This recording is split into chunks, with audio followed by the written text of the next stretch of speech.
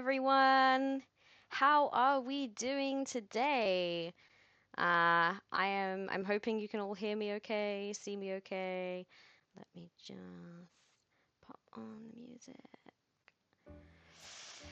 Hey. Hey, I see a few friendly faces here. Hey, Goth Hoblin, how are you doing? Been a while. Been a while since I've seen you. I knew that a cat-related stream might might attract some friends. Um, hope everyone is well today. Hope everyone is having a nice, what day is it today? Thursday. I'm so lost. Hope everyone having a lovely Thursday so far. I was hoping that for this stream that yes, the ears. I do have ears on right now. I don't know how long they will last. They've been quite. They've got like little jingly bells, and I don't know if the mic is going to pick it up. I don't think that it will, but if it starts to get annoying or you hear it and it's really frustrating, please tell me because I feel like it's going to frustrate me sooner or later. I also have a little friend with me because Millie, traitor that she is, has decided not to show up for her big day right this second. I might shake some treats in a minute and see if I can get her to come upstairs, but she has fallen asleep downstairs, so I didn't really want to disturb her.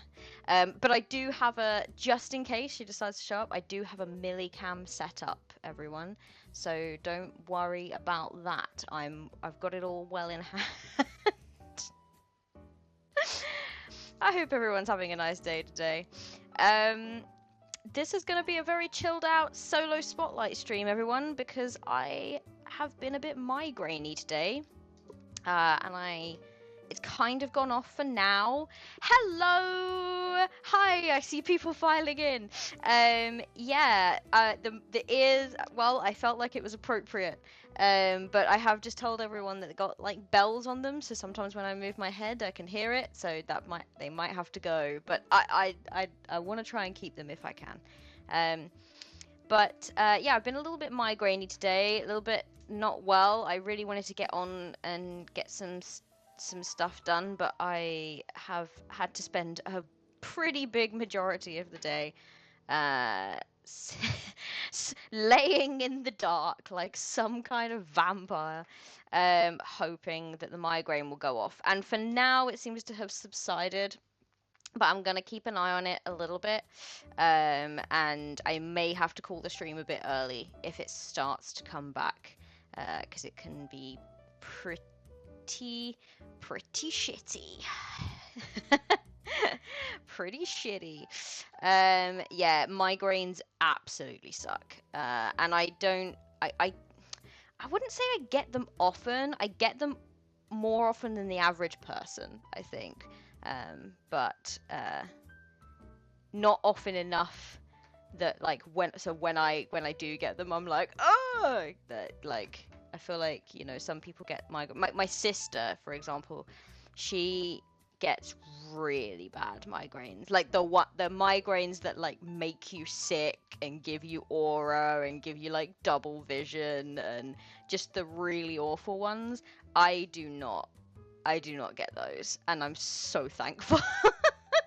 I'm so thankful. I just get a really bad headache and can't look at the light, and I do feel a little bit nauseous, but that's about as bad as it gets. Cool. Well, if it's not obvious from the great big title screen I've got up, today I am going to be playing Be Like a Cat by Critical Kit. The wonderful folks at Critical Kit, they've created some amazing games. The first one that I'd ever heard of that they created was Be Like a Crow, and I backed it. And I can remember thinking like, I wonder if they're going to do any other animals. So when they did Be Like a Cat, you bet your ass I backed that immediately. But I have not had a chance to play it until now.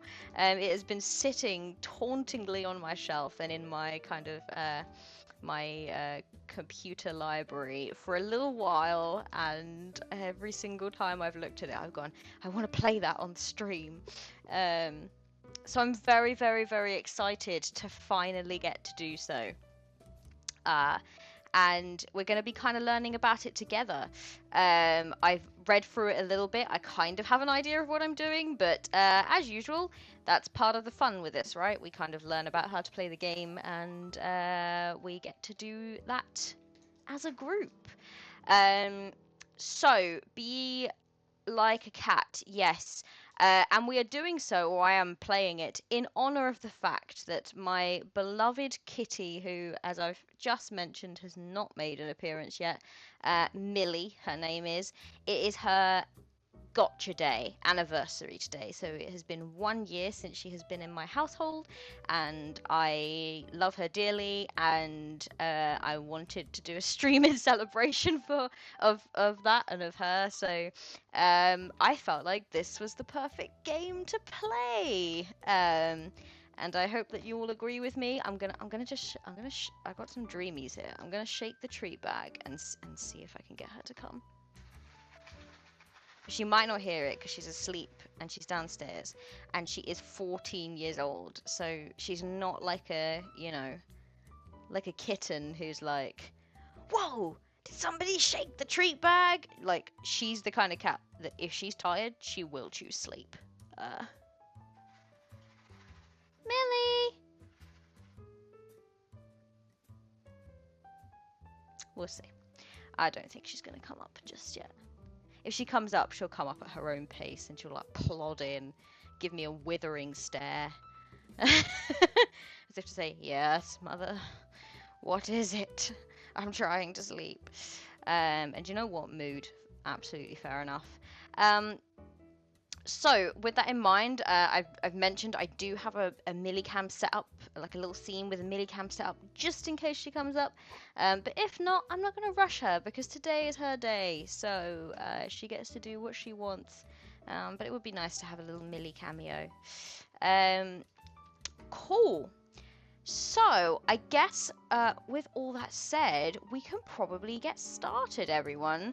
I'm very, very excited to play this game. And you know what? I have absolutely failed already because I did not set up my moobot commands. What an absolutely atrocious thing not to have done. Let me just have a quick look at that now. I will be just a moment. But please tell me how has your day been like? I've had horrible migraines, but I would like to hear if everyone else is having a good day. Let me just have a quick look here. I knew there was something. I was like, I'm definitely missing something here.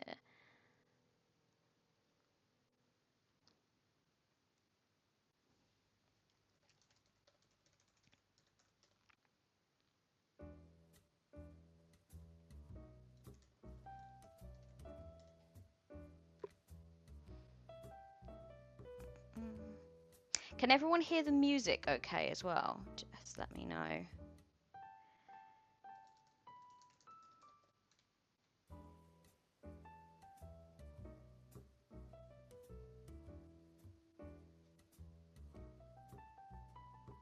Apologies, everyone. I'm terrible at multitasking, especially when I'm migraine-y.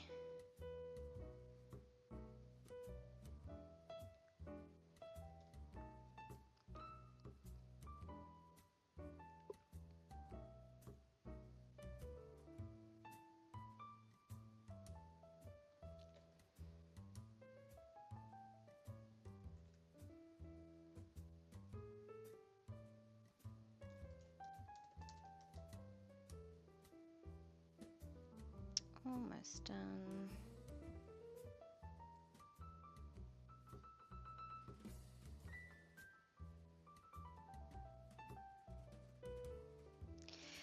So let me tell you a little bit about Be Like a Cat.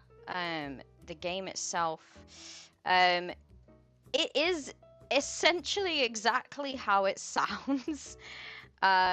You get to play as a cat. And it is a solo experience, but you can actually also play 2-player. which I thought was really cool. But in this instance, I have decided to not do that. See that? Turn that on. Oh, every single time I always forget something. I'm so, well, I mean, I'm neurodivergent. That's the real issue here. All right, yes, let me just, music's good, day of editing, normal day. Okay, yes, so a little bit headachy today. Yeah, do you know what? I think the weather is not helping.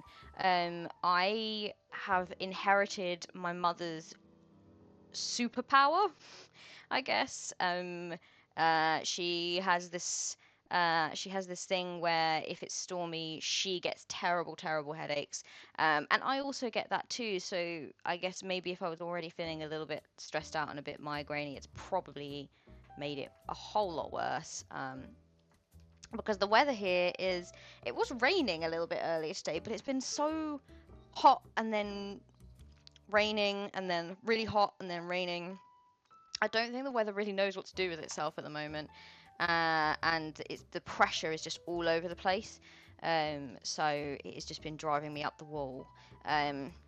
But what can you do? I can't do anything about it. Other than that, so I had a day of editing, so an all day. Cool. Relate, yeah. You can live up in a Welsh hill, you never see the weather for the cloud. Yeah, I've only ever been to Wales. Well, I've been twice, but one when I was a little baby or like a toddler, so I don't remember it. But the second time that I went, it was in, let me see if I can remember the name of the place. It was, and you're gonna have to tell me if I'm saying this right. It was Llangollen. Is that how you say it? It was very hilly, which I know a lot of Wales is. But it was incredibly hilly, and it was lovely though. But the weather was so changeable. We had a really lovely day one day, and then it just was absolutely like disgusting the next, and it just rained. But I remember having a really lovely time. Cool. So back to be like a cat, and now I have my command ready. So if I do this, it should tell you all about the game. Hooray! So I'm playing Be Like a Cat. It's a solo or two-player experience. You are a cat. What I love about this game, first up, and I will tell you a little bit about it once we get properly into it, is that there are, like, you kind of play scenarios, and the one I'll be playing today is the urban cat scenario. So it's like the base. You're a cat, you're roaming your neighborhood, you are trying to take over territory within your neighborhood and encountering the things that you might find in a neighborhood, like dogs, other cats, other animals, humans, all sorts of things. But there are also some other scenarios that I thought were like incredibly interesting, and I kind of want to play those too. I'm not going to be able to on this stream, obviously, but either in like sort of my own time or perhaps on a different stream. Let me give you some examples. So there is one called Brave Mew World. Brave Mew World is a dystopian future scenario set in the metaverse. In this scenario, you take on the role of a cat avatar loaded into the virtual universe to carry out a mission for a group of hackers. I love that one very much. This one is possibly my favorite. The Book of Bastet is a scenario for Be Like a Cat set in ancient Egypt, sometime around the 13th century BCE. It takes place under the reign of Ramesses II, who embarked on the most extensive period of building cities, temples, and monuments ever known. And you are playing a cat that is exploring the kind of the underside of one of these temples. There's another one that is cyber related called Star Paws. instead of Star Wars. I love that. And another one that is really great, a perfect storm, a swashbuckling scenario for Be Like a Cat. So you're like a pirate cat, which I thought was great. So lots of scenarios, and the game actually gives you like a lot of good guidance in how to write your own scenario, which I'll definitely be looking at because you know me, love to write.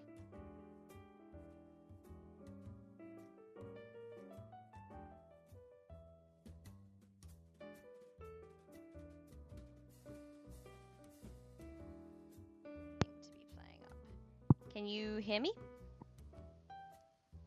Let me just check my mic. Yeah, I think you can still hear me.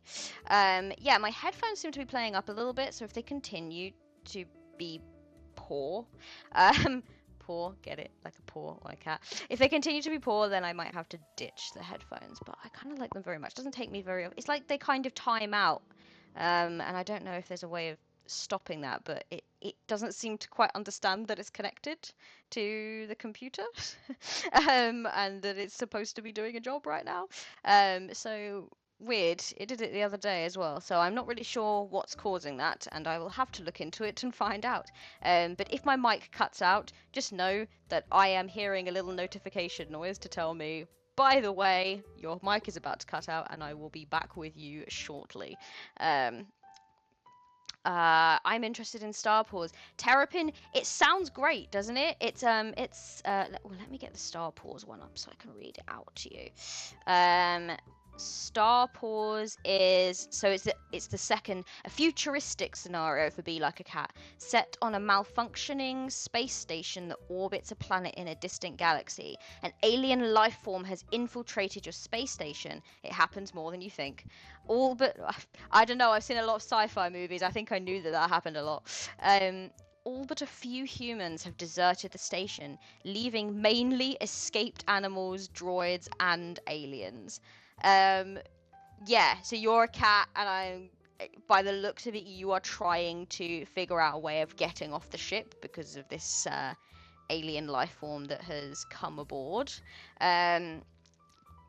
So honestly, that actually just sounds like, I think they called it Star Paws to you know, for the futuristic-y sci-fi thing, but honestly that basically just sounds like Alien the film, but the cat version, which I'm not gonna knock it. Alien was a great film. So let me show you what my setup looks like. As you can see, I've got a little stat sheet going on here. I've started to fill it out, but only kind of a little bit. And I will be, I do have it ready here to journal a little bit. But to begin with, we're going to build our cat, because your cat goes through 4 life cycle stages in this, and the idea is that your cat is kind of growing. Once you've taken over a certain amount of territory, you can advance to the next stage of their life.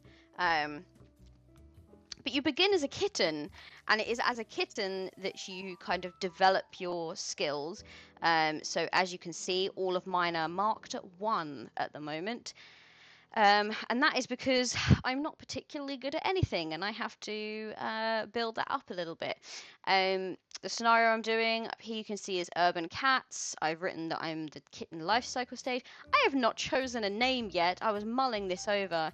I'm thinking Bertie. Just something about, I don't know why, Bertie is speaking to me.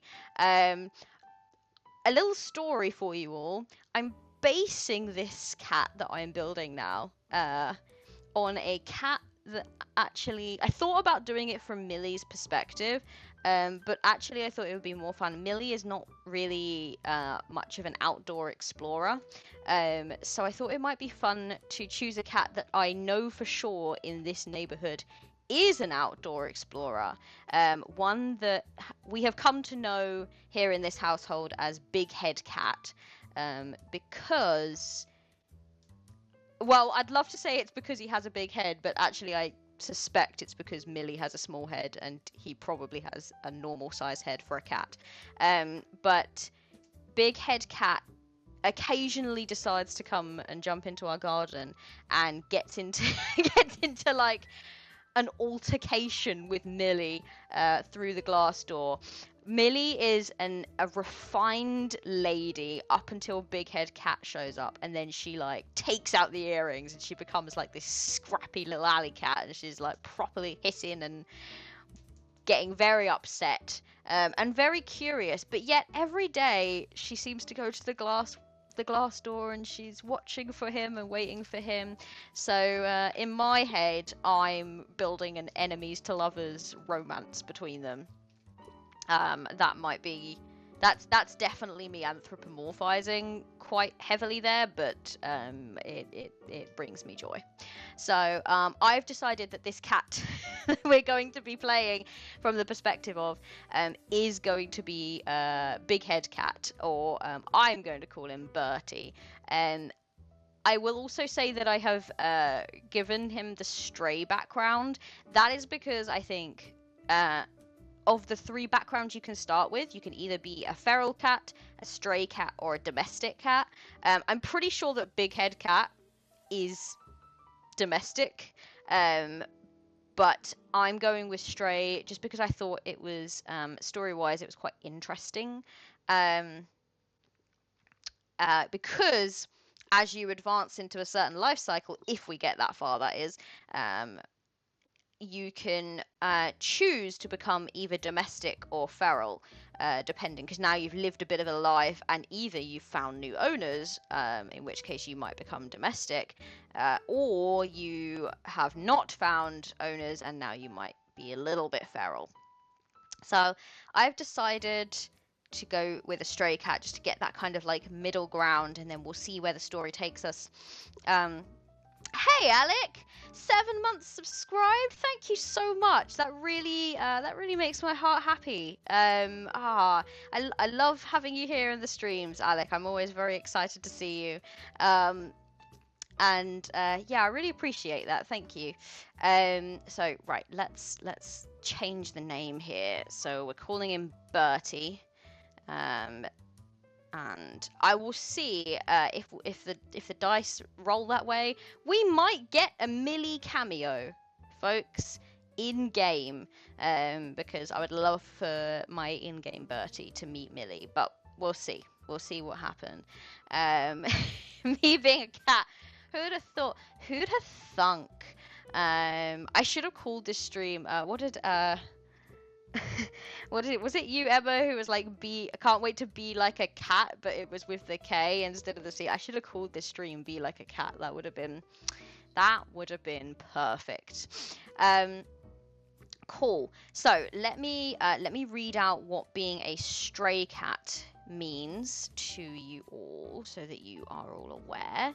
So you basically, like I said, you can choose between domestic, feral, or stray. And that's the first part of what you do when building your character. You choose your background. So, stray. Once you had a home, but you were either abandoned or became lost, and now the streets are where you are forced to survive. Sitting somewhere between your feral and domestic relatives, you are hardy and streetwise, with a cautious but not unfriendly attitude towards humans. Constantly looking for food and shelter. So this is your physical appearance. You have little time to worry about your appearance. Your coat is unbrushed and dirty from rooting around in bins. Behavior. You are cautious but also opportunistic. You will befriend other cats if it is in your interest. You will also approach humans for food or shelter. So it kind of gives you some ideas on how you might want to start behaving as this kind of cat. Starting location, any back garden, alley, or bins behind a restaurant.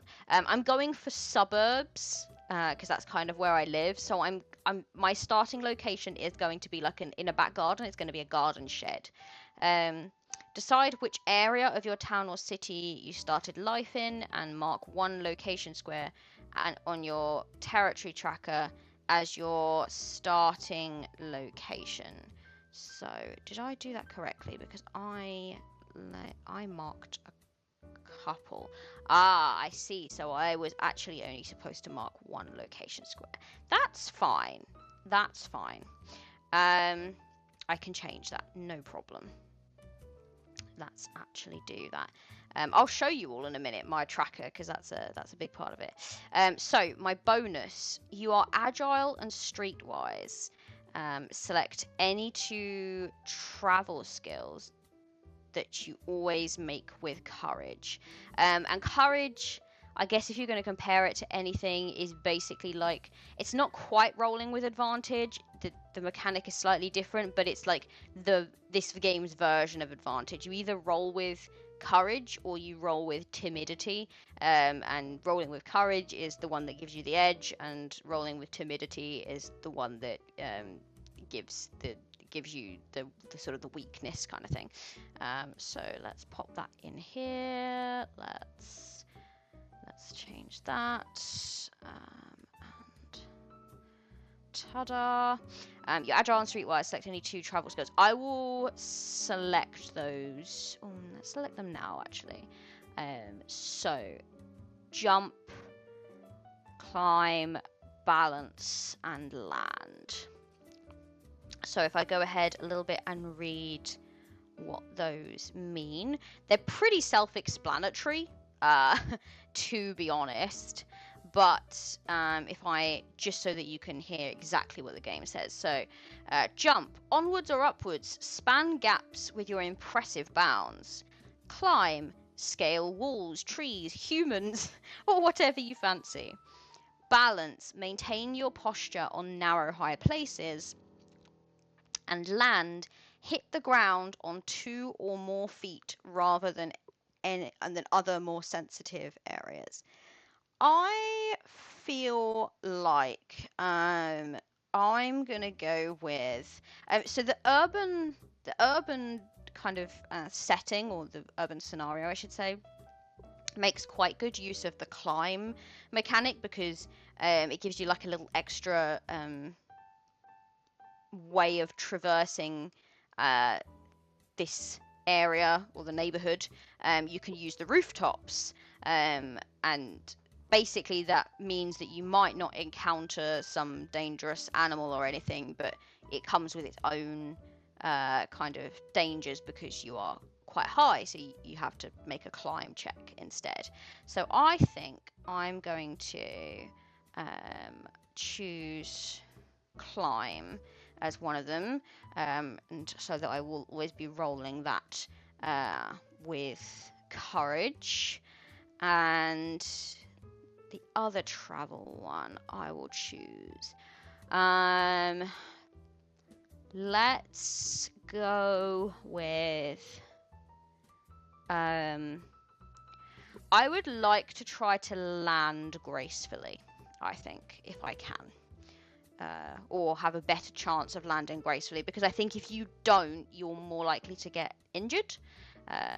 So let's try to see if we can climb well and land gracefully. So, chosen those. Let's go back to our cat creation. Weakness. So this is the thing that is going to be what we will end up doing with timidity. You are scruffy looking and have become accustomed to help from humans. Choose any social skill and any survival skill to always make with timidity. So let's pop that in there like I did with the other one.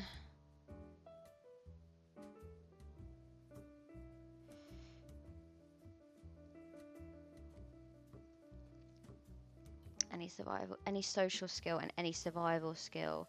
So one social skill. I feel like I'm going to say that I'm not particularly good at looking cute, because I'm a bit scruffy. So let's go with cute as the social skill that I roll with timidity. And any survival skill. Prowl, hunt, mark, preen. let's remind ourselves what they are. So just to let you know, Q is being able to lay on the charm and convince other creatures to do your bidding. My survival skills: prowl, hide from other creatures or be stealthy; hunt, locate objects and creatures; mark, attempt to stake your claim over a location. So that's quite an important mechanic of the game, so I don't think I want to make that with timidity. And preen, heal minor injuries.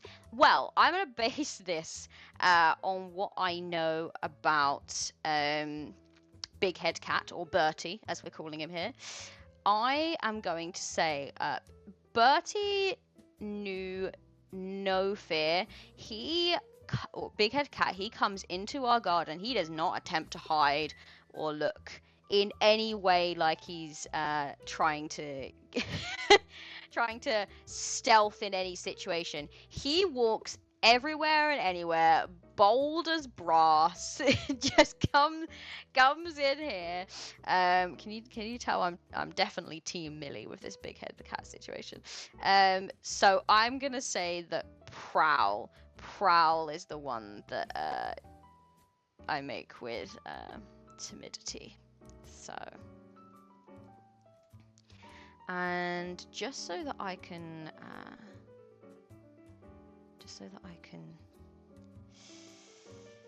find them easily, let's bold them.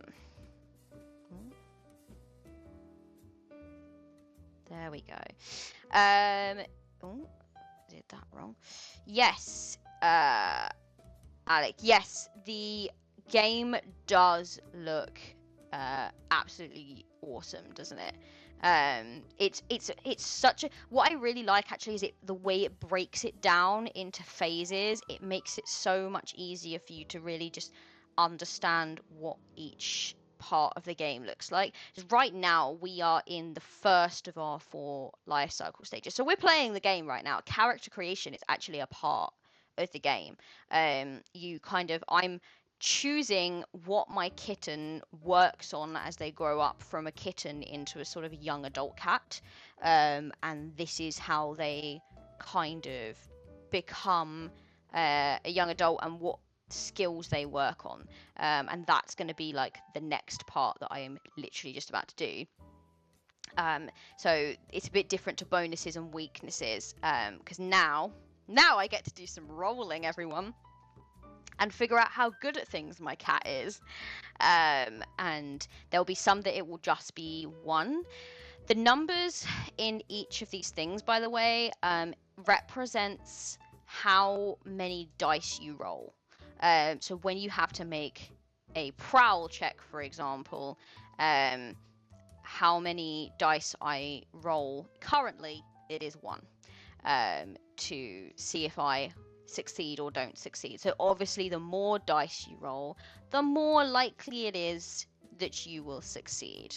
There are some slight variations on that, but that's essentially the gist. So now that I have done that, let me look at step 2.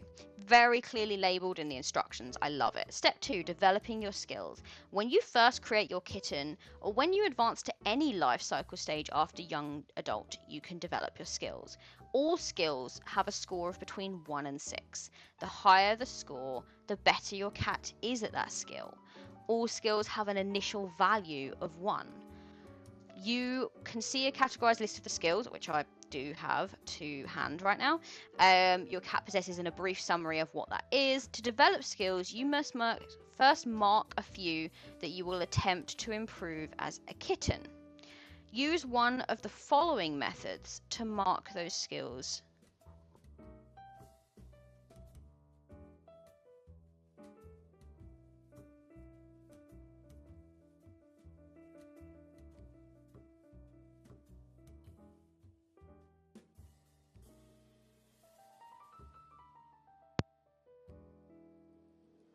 Good. Yeah, this is going to be a problem, isn't it? This mic. Use one of the following methods to mark those skills for development. So I can either, and this is what I'm going to do, I can either mark 2 skills from each main skill category to be developed, or I can, for each skill on your stat sheet, I can roll a d6, and if I roll a 4 above, I can mark that skill for development.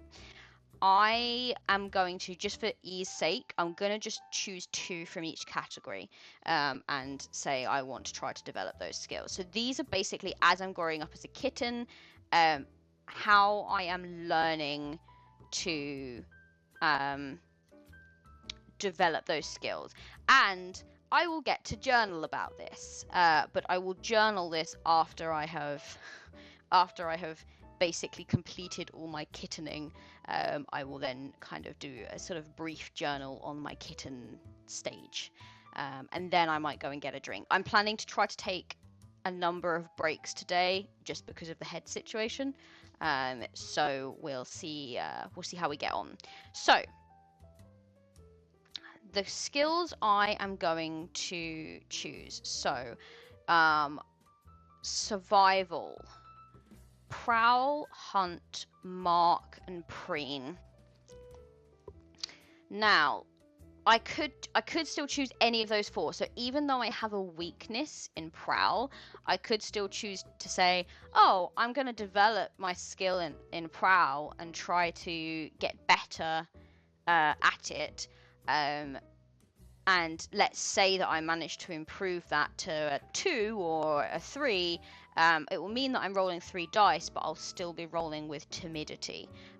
So I'll be rolling that at a disadvantage, but that will be counteracted by the fact that I'll be rolling more dice, if that makes sense. In this case, though, I don't think I'm going to choose prowl. I'm going to choose 2 here, and they're going to be hunt, I think. Just because I've definitely seen Bertie the big head cat chasing birds and chasing various things around. He's a brave cat. He likes to engage in his hunting. So we're going to go with hunt as the first one.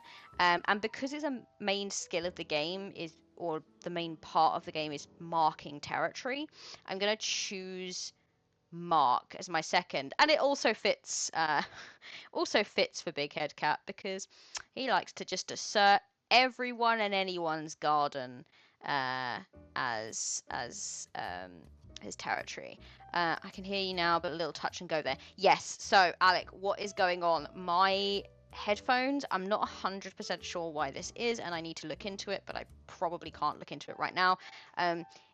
They're connected to my computer, but it's like they don't understand that they're connected to my computer and that they're doing something at the moment, and so they keep timing out and shutting down. They keep going into power saver mode, basically, to try to be like, oh, you're not using me right now. I'm going to shut off and go into power saver mode. And I'm like, no, I was using you, actually. So I'm not really 100% sure why that's happening, but that's the reality. So if it kind of goes out, I probably can still talk to you because it should automatically change to my MacBook speaker, which is right here. But, well, we'll test that next time it goes out because I have no doubt that it will. So let's do that first. So survival, hunt. So what I need to do, all your skills have an initial value of 1. You add any score improvements to that base. I roll 1d6 for each marked skill. So in this case, that's going to be hunt and mark for survival. If I roll, well, let's roll and I'll tell you what that means. So I rolled a 4 that time, which is a success, and I get to add +2 to the skill score. So that means that I have a 3 now in hunt. That's not bad at all. I'm going to roll now for mark and see how I do. And I rolled a 1. So that means I add nothing to the skill score. So it's basically you're like leveling up, but it's still a little game of chance as to whether you manage to or not. So my survival skills, pretty poor. at this point in time. I'm good at hunting. I'm not great at being stealthy. I'm not great at marking territory, which is, as I've already mentioned, the main mechanic of the game. So fantastic work there. And I'm not that good at preening. Preening is your ability to heal minor injuries. So like if you sustain an injury, you can kind of find somewhere to go off and lick it, and it magically gets better. I guess that's why it says minor injuries. Let's now do social. Marking 2 skills again. That's what I'm going to do. So I think, ooh, social. I'm pretty weak at cute, but I could make myself cute, but it's just whether I succeed in it might be detrimented. Scare. Arch your back and hiss. Intimidate other creatures to leave you alone. Play. Interact joyfully with other creatures to befriend them. And signal. Convey your intentions and needs to other creatures. I'm going to go with signal for sure. And I'm a little bit of a rough, tough stray cat. So maybe if I'm not going to be very good at... I might want to try to be better at least intimidating a little bit. So I'm gonna go... but big head cat is... Nah, big head cat is a bit scrappy, actually. Big head cat, Bertie, has face down a fox. I've seen it happen. So I'm going to go with scare, and I'm gonna go with signal. So let's see how I do. 5, that's excellent. I get to add +2. So if I roll a 4 or a 5, I'm adding +2, by the way. So again, I am at 3 for scare, so well done me. And then we're gonna go with signal, and I rolled a 2. That's a minor success, so I get to add +1 to the skill. So that's gonna be a 2. So I'm decent. No, it's out of 6. I'm not that decent. You're a young adult cat, right? Unless I roll a 6, I'm really not going to be outstanding at anything at this point. And that kind of makes sense from going from a kitten to a young adult cat. Travel is up next. Jumping, climbing, balancing, and landing. Big head cat is fantastic at jumping. And I would say I am gonna say climbing. Jumping and climbing are pretty good, are pretty high on the list. So let's go with those 2. So jumping, I rolled a 1, so no, Bertie is not good at jumping quite yet. Climbing, however, okay, +1, so I'm rolling 2 dice for climbing. So as you can see, not doing amazingly right now with the rolling, but that's okay, because that's what this is all about. We just gotta try. We just gotta try and see how we go. Now, seeing as I don't seem to be all that good at anything, I might need to know about this. Combat. How well will Bertie do if Bertie gets into a scrap with another creature? Claw is attacking another creature with your spike-laced toe beans. Bite, sink your fangs into another creature. Pounce, gain the high ground by jumping on a creature of your size or smaller. And evade, flee from a fight. What I'm going to do is I'm going to go for claw. I'm going to go for a bit of a swipe rather than a biting thing. And just so you're all aware, I'm not a person that particularly enjoys writing about animal cruelty or anything like that, or animals getting very hurt. So a lot of this is going to be written in a way that makes it that you know, I scare them off enough that they run, rather than... It does say you can, you know, kill creatures, but I would rather have it that they are frightened away, never to return. So that's how I'm going to be playing that particular thing. So when it comes to combat, we're not going to go too deeply into the gore of animal to animal combat. But we'll go with claw and we'll go with evade. So for claw, I rolled a 2. So that's going to bring that up to a 2 in all. And for evade, come on. 3. Not great either. Not great either. Okay. Okay, so as you can see, didn't roll a single 6 yet. That does not bode well for me in this game. But we'll see how we do. So, as you test each skill, you should journal what you did.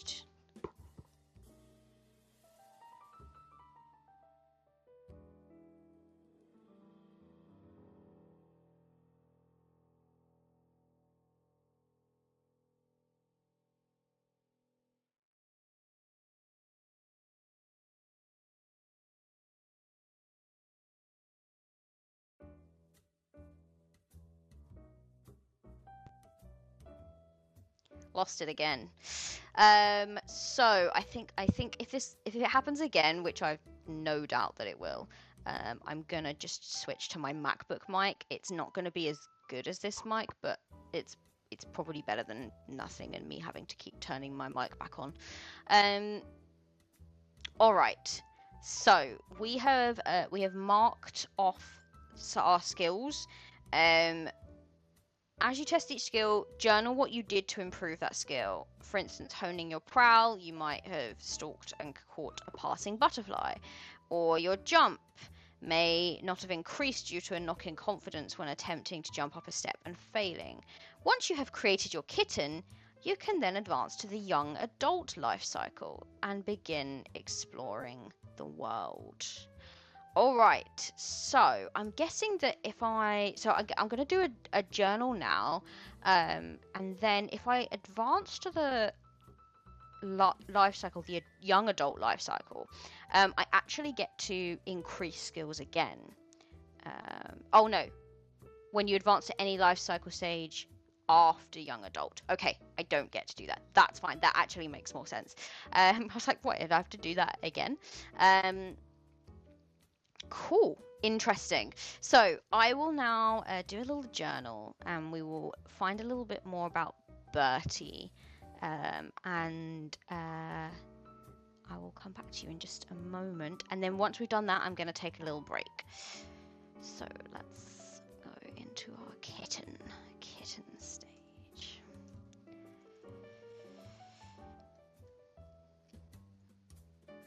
Let's start with do you know what? Did I actually change? Yeah, I did. Changed it to Bertie.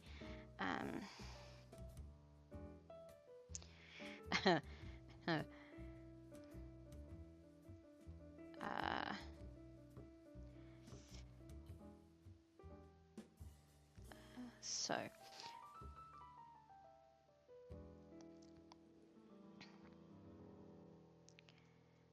from the moment I was born, it became very obvious I was going to have to be tough to survive.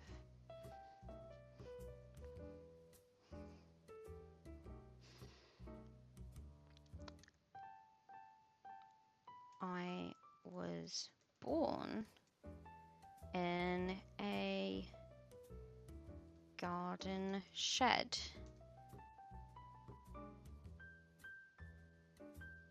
At the back of my human's property. He didn't come outside very much, but he always made sure that the water bowl was filled for Mama and my siblings.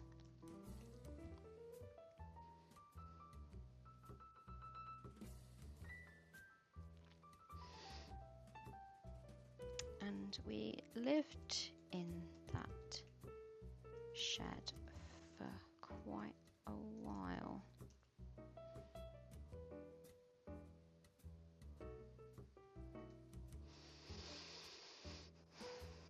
Mama. So what did we increased hunt by a lot, quite a lot. Mama told me that because he was old, he wasn't able to help us much with food, so we would have to rely on our hunting skills. I got very good by practicing on the ants living in their hill behind our shack.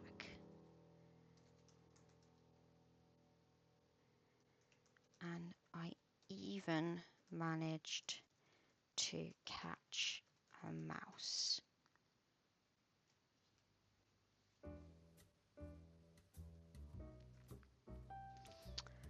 Next up, I didn't manage to get very good at marking. So we'll say I thought Mama would let me come with her on a hunting trip after that, but she wouldn't let me go outside the fence.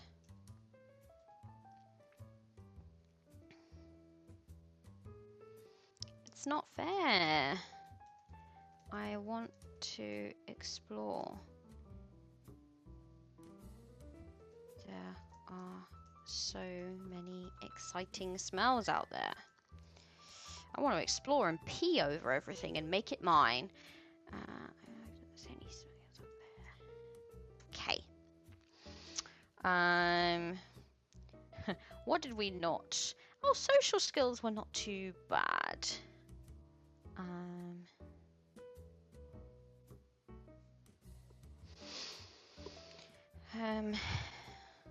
While Mama was away, it became my job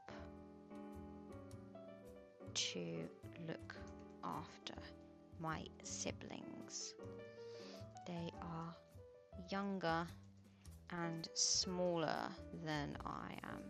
There's no way that Big Head Cat is the runt of the litter. No way. No way, mate. Oh, hello, Jenburb. Did you just try to scroll up to my character sheet? Incredible. Jen, no! Therapy, no! Why does this always happen to you? I've already told everyone the fact that Big Head Cat is probably actually should be called Normal Head Cat.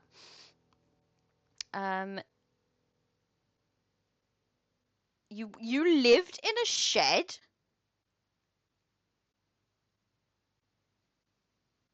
Really? I feel like I need to know about this. But then I also don't want to like be nosy, but I want to know about living in a shed. That sounds, how was that? You mean Normal Head Cat, Millie? Yes, Millie is Tiny Head Cat. Millie has still not made an appearance, Jen. She's decided that she'd much rather sleep downstairs.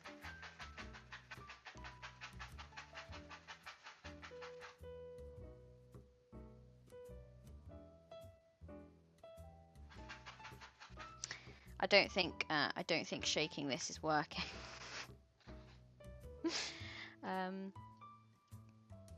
I know, it's Millie's big day. What is going on there? Okay, back to writing. So, while Mama was away, it became my job to look after my siblings. They are younger and smaller than I am. I practiced my I practiced I'm very protective of them. A dog walked past once and tried to bark at them, and I hissed very loudly back. It ran away with its tail between its legs. Coward. Just so you know, Jen, I am actually writing this story from the perspective of Big Head Cat. I've called him Bertie. I've decided he's, in terms of like the background you can choose for your cat in this, I've decided he's a stray cat, but probably IRL, he is not a stray cat. I think he is domestic, but he just acts like he owns the entire neighborhood. But in this particular story, he's going to be a stray cat. So okay.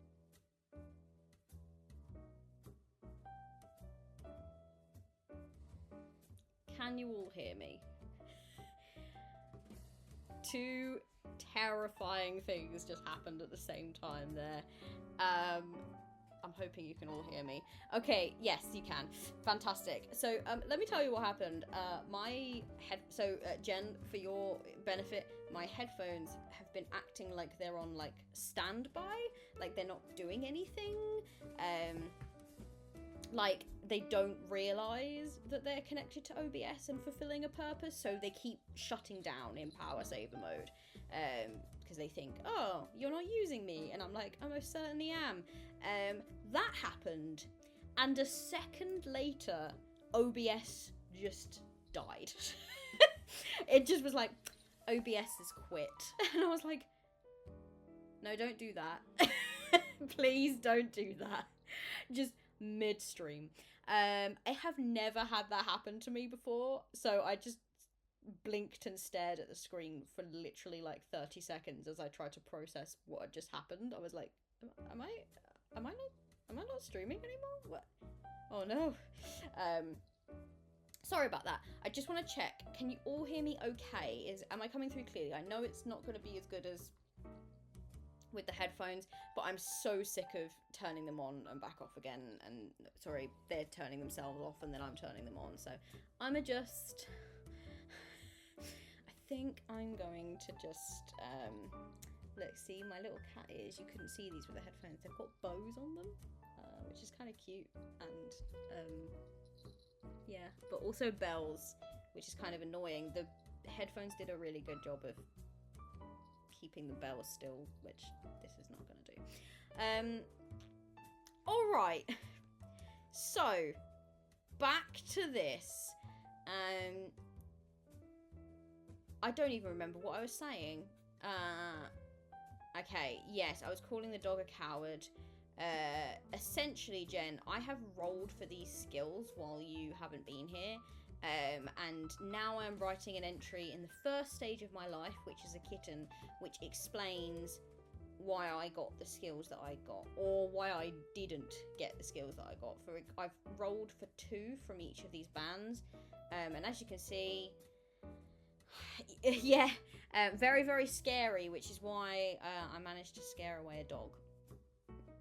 And also pretty good at signalling. They are out of 6 though, so not fantastic at anything. The most I could have gotten was a 4 at this stage. I've got no 4s in anything. I'm pretty good at scaring and I'm pretty good at hunting. I'm okay. I'm not great at signaling, climbing, clawing and evading, and then everything else I'm actually pretty terrible at. But I'm sure that I'm ready for the big wide world. Right? Okay, so it ran away with its tail between its legs. Coward. I also provide very well for them.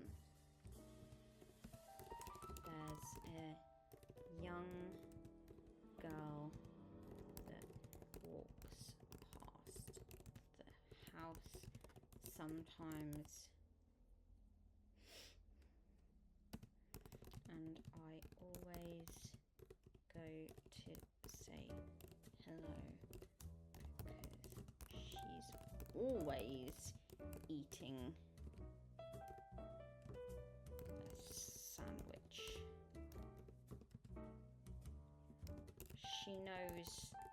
She knows the drill. I have administered some attention, and in return I require food. What a good mortal. Cool. Combat. Clawing and evading. Now, how would she have got this?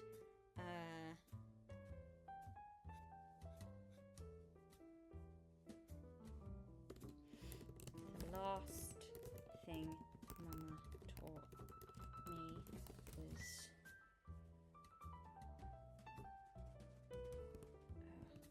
a week or so back when the man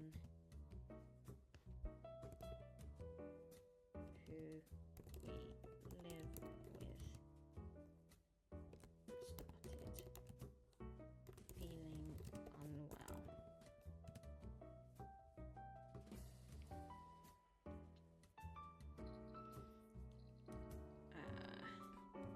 Because we're a stray, right? So we don't really have a proper home. But I'm going to say that this man is kind of feeds them and gives them water from time to time, but he's not very well at the moment, so hence I'm going to have to go out into the big wide world and figure out what we're doing. So combat, claw, and evade. Okay. She's always told us the world outside the fence. Hello, Fiona. I am wearing ears, yes. That's because I am getting into role. I'm getting into role as a cat. And these actually are a little bit too... I'm playing a scrappy, stray cat. And I've decided to pick like these little like cutesy... I don't really have much in the way of cat ear options, if I'm being honest. But this is what I had. And they've got bells. It's starting to annoy me. We'll see how long the cat ears last. I do also have a shirt on, and this is covered in little drawings of cats. See, so I got as much into character as I could. She's always told us. The last thing Mum taught me was a week or so back when the man who we live with started feeling unwell. She's always told us the world outside the fence is dangerous. Yes! Sarah, yes! Oh my goodness! You know! Okay, so you'll recognise this then. You know Sarah Grayley. I am also a big fan of Sarah Grayley art and I got this at Comic-Con. It was Comic-Con. October Comic-Con last year. So, oh yes, a fellow Sarah Grayley fan. Cool. She's always that's giving me a little it's giving me a little buzz. Okay, she's always told us the world outside the fence is dangerous. If we are to survive it, we must learn to defend ourselves.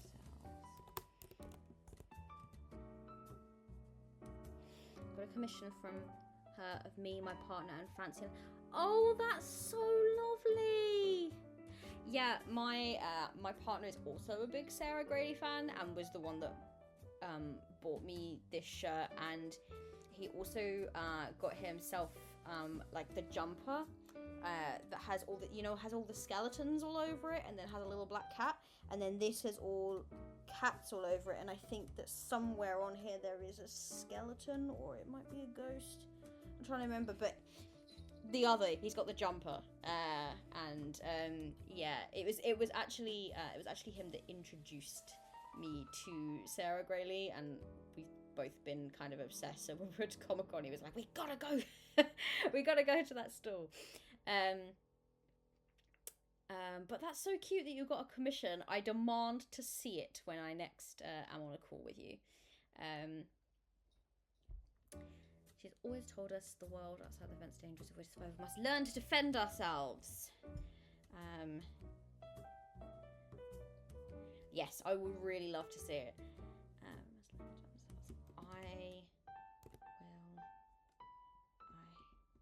She's been teaching us to swipe and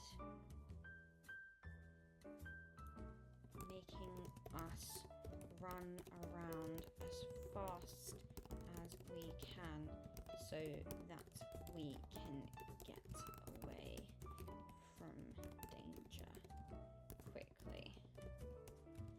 If I say so myself, I think I'm the best of all of us.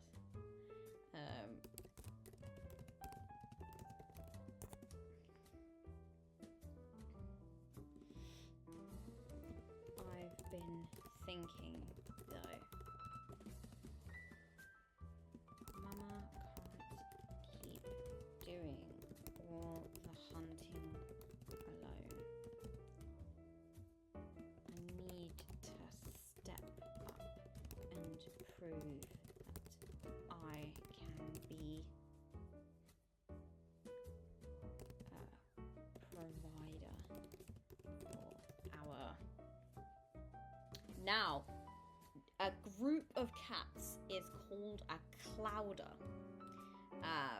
And I found this out in the Be Like a... Well, I think I did know it, but it is written in the Be Like a Cat in the Be Like a Cat text. It's just got these little like facts every so often, and one of them was that. So I was literally just thinking to myself, what do I call like a pack or a... But I'm gonna say I can be a provider for our clouder. I don't think cats would refer them to themselves really as this, but I'm gonna use it because it's cute. Mama can't keep doing all the hunting alone. A7, prove that I can be a provider for our clouder. Tomorrow, I'm leaving the garden. Alright, everyone. So, let's just check. We've done everything kitten related. I have chosen my background, which was step 1. The background is that I am a stray cat, and that, as you can see up here, comes with like your starting location and your bonus and your weakness, and helps to kind of inform some of this stuff. So that's my first thing. The next thing I did was developed my skills. So that's why I've got different numbers in those various skill trees there. Done that already. Cool. So in terms of making my kitten, I am done. The only thing there is left to do at this point is for me to, now that I have officially announced I'm going to leave the garden, I'm leveling up now to young adult cat. And if I remember correctly, a young adult cat, if I can find it, that is.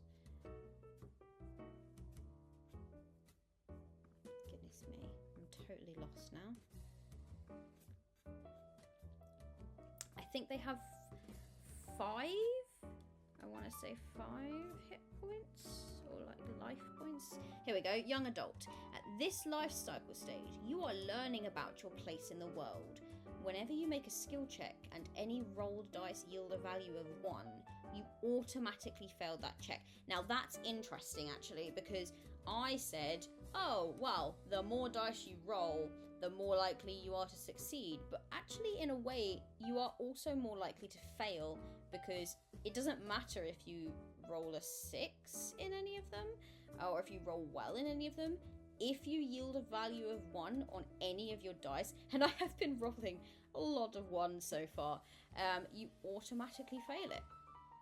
And then once I advance into a mature adult, this no longer applies. My maximum health is going to be 5. So I'm guessing that that goes here, like so.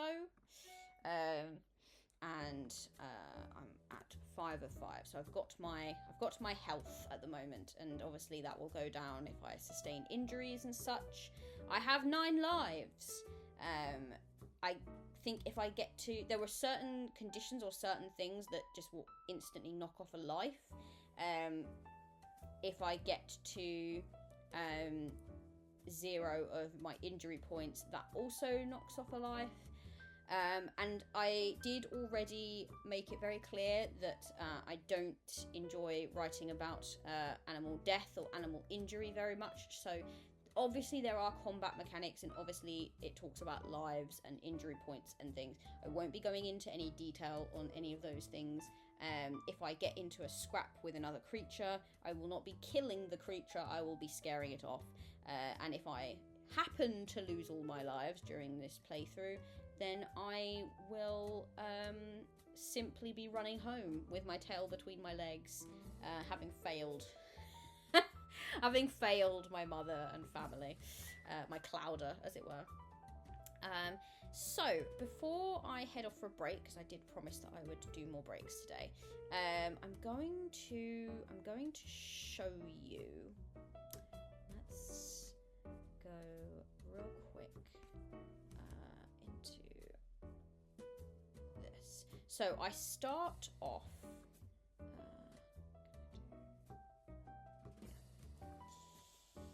I'm gonna start off on my home space, and I'm gonna show you what my home space looks like. Oh, that's not right. Hold on just a moment while I figure out why that's not right.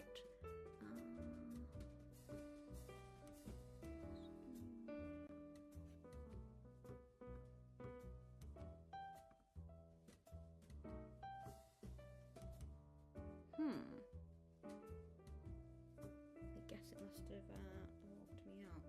Okay. Very well. Let's change that on the fly.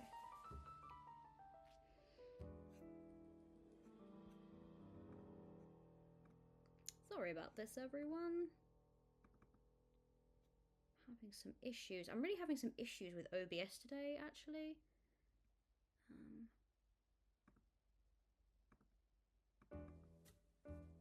Yeah, it's not working for me all of a sudden, which is really annoying.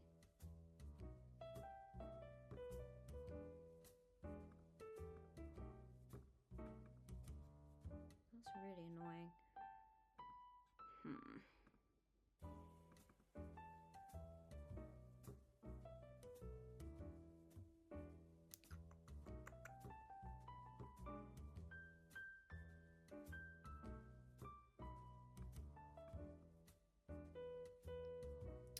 Alright, people, bear with me while I figure out what's going on here.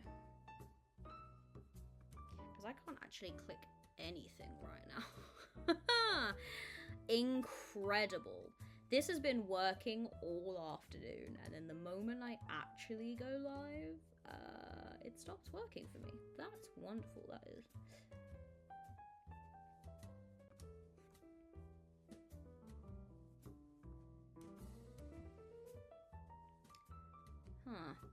Well, what I'm going to do, I'm going to take a break, and I'm going to see if I can figure out why this isn't working. Please bear with me. And I will be back probably in about 5 to 10 minutes while I have a drink. Thank you for redeeming Hydrate. Let's pop you all on Be Right Back screen. So, I'll be back soon. Hopefully, with it working. Bye!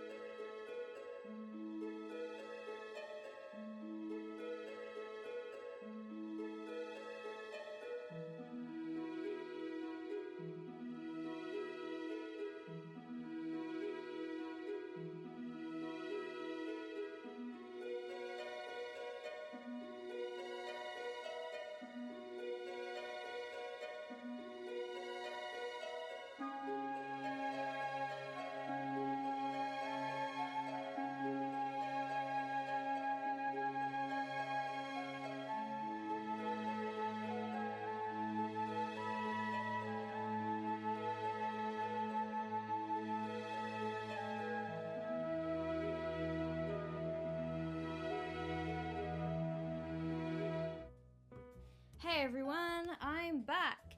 So I thought I was going to have to restart the stream again, but turns out I actually didn't. And I've got my territory tracker working. Hooray! Oh my goodness. This stream is just being slightly too riddled with things going wrong and tech gremlins, and when you have a slight migraine, it is stressful. But I have got a nice cool drink, and I have come back and I am ready. So as you can see, this is what the territory tracker looks like. It is, I've got my little creature, my little Bertie. I should probably change his name on the actual thing there. Bertie is sitting in the home space at the moment. That is to represent, I guess, the house and back garden where Bertie currently lives. And all of these spaces around are unknown territory, and we will be filling them in to figure out what on earth is going on around Bertie's home. Home, sort of. So Bertie's going off on an adventure now. So let's first of all fill in that. So that should change in real time if I've done all of this correctly.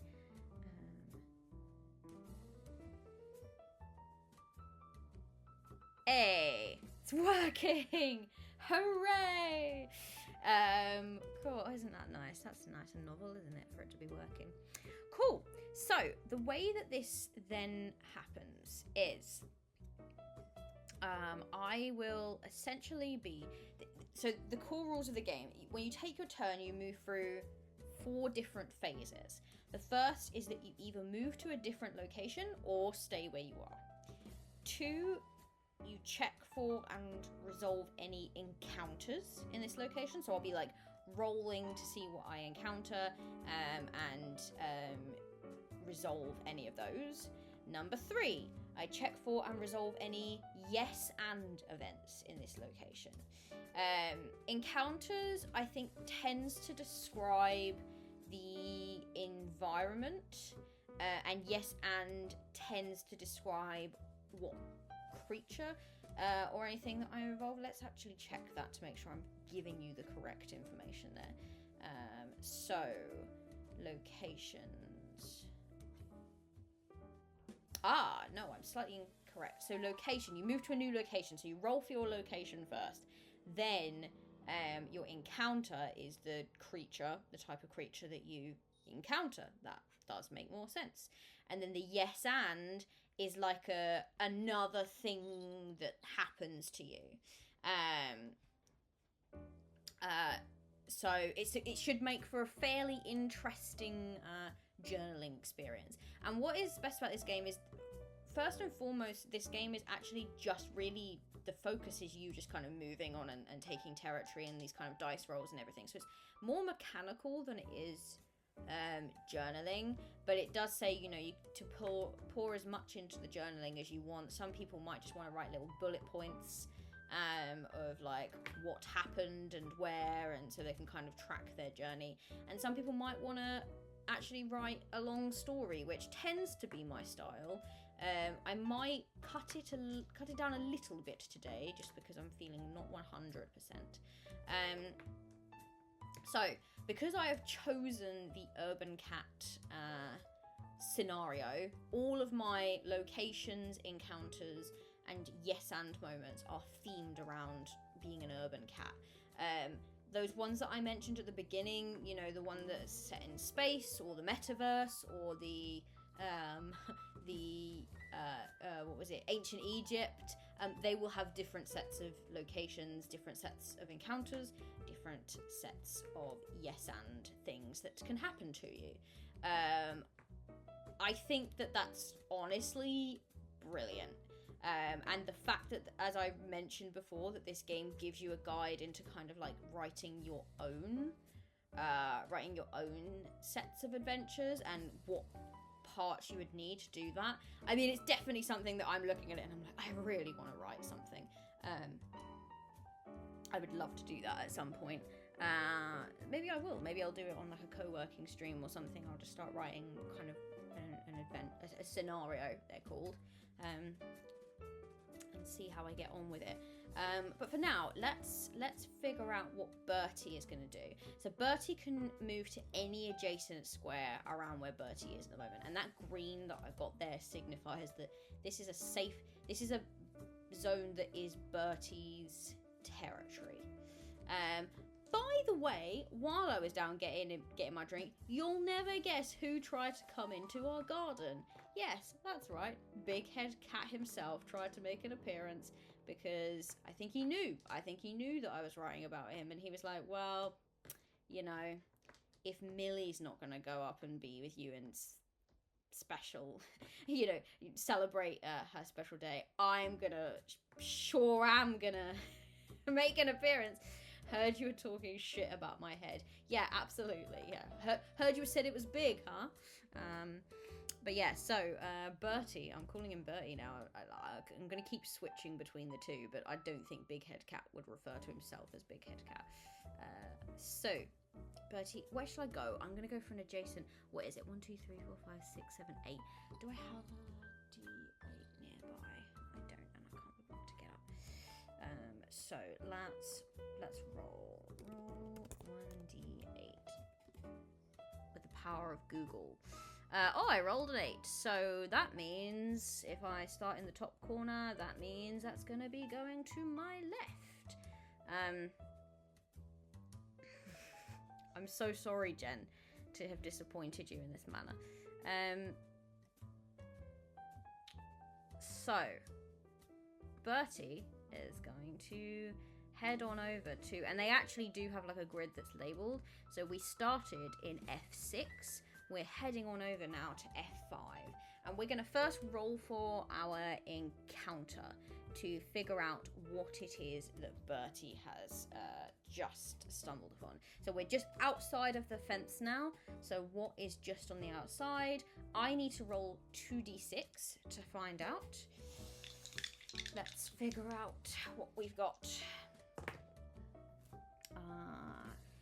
2 and a 5 is 7. 7 altogether. So what happens here? I get to roll for 1d6 2-story houses. That makes sense, actually, you know. And rooftop travel rules apply here. They have gardens that you can hunt in. Excellent. So, 1d6 2-story houses. So how many do I get? That's 3. So I now get to place down 3 houses in this area. And it can be, if I remember correctly, there is actually a little like diagram that shows you if you get houses, for example, where you can kind of put them. So, mark the location on a territory tractor with using a symbol, which I've got. For example, 1d6 houses. In this case, roll 1d6, done that. I got 3. Populate a number of empty locations equal to the results with houses. How they are connected is up to you, but not in diagonal. So they can kind of like snake around if you want, or they can be in a clump, or they can go in a long row, but not in a diagonal. That's cool. So let's pop some houses down. I'm going to say that this one that I've just got is going to work out to be one of them.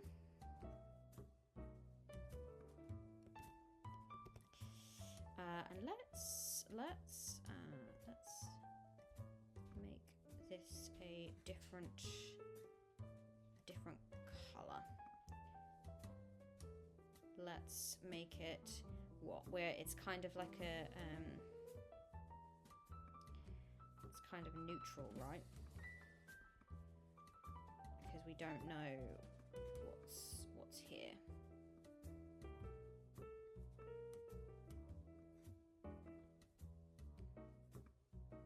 let's go with amber. I think I gave it water as well. Goodness me. Done this to myself.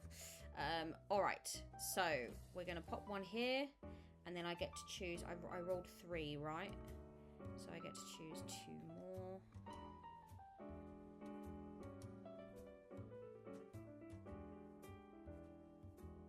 Goodness,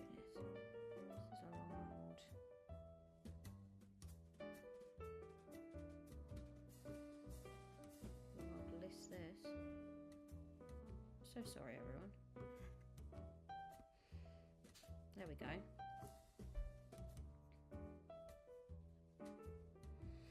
actually going to just do something for a moment.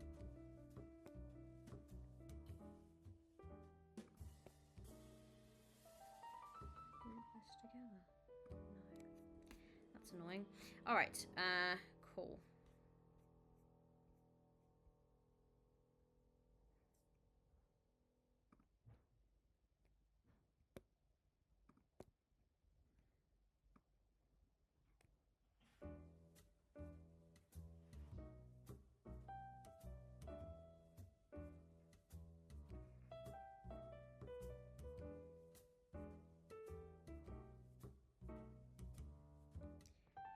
Actually want these to be at the front. That should make things easier for me. Okay, so what I'm gonna do is I am going to pop. I've got a house there, and then I'm gonna pop down 2 more houses, and one of them is gonna be. They can snake, right? So let's pop one just below. And let's pop one here. So I've now got sort of an abundance of houses. And what I can do actually is I can, because rooftop travel applies, I can either now roll for an encounter and encounter some kind of creature or thing and figure out what I'm going to do with it. Or I can attempt to climb to the top of the roof and guess, survey the location and figure out what I'm doing. So it allows you to kind of like traverse safely along these rooftops, but it does mean, I think, that if you fail that roll and you don't climb safely, you might end up with an injury. For the interest of it, I think I'm going to just go with an encounter. I'm not going to go rooftop hopping just yet, but I have kind of ended up in this neighbour's house, this neighbour's garden. So let's see what I find there. So phase 2 encounters. What could I possibly encounter here, I wonder? Okay. Goodness me, there's a lot of things here. So in the urban cat scenario, you roll on 2 tables. You roll on what the creature is, as it were, and you roll on what their like they have like an adjective to describe them, and you roll on that as well and see how they are. So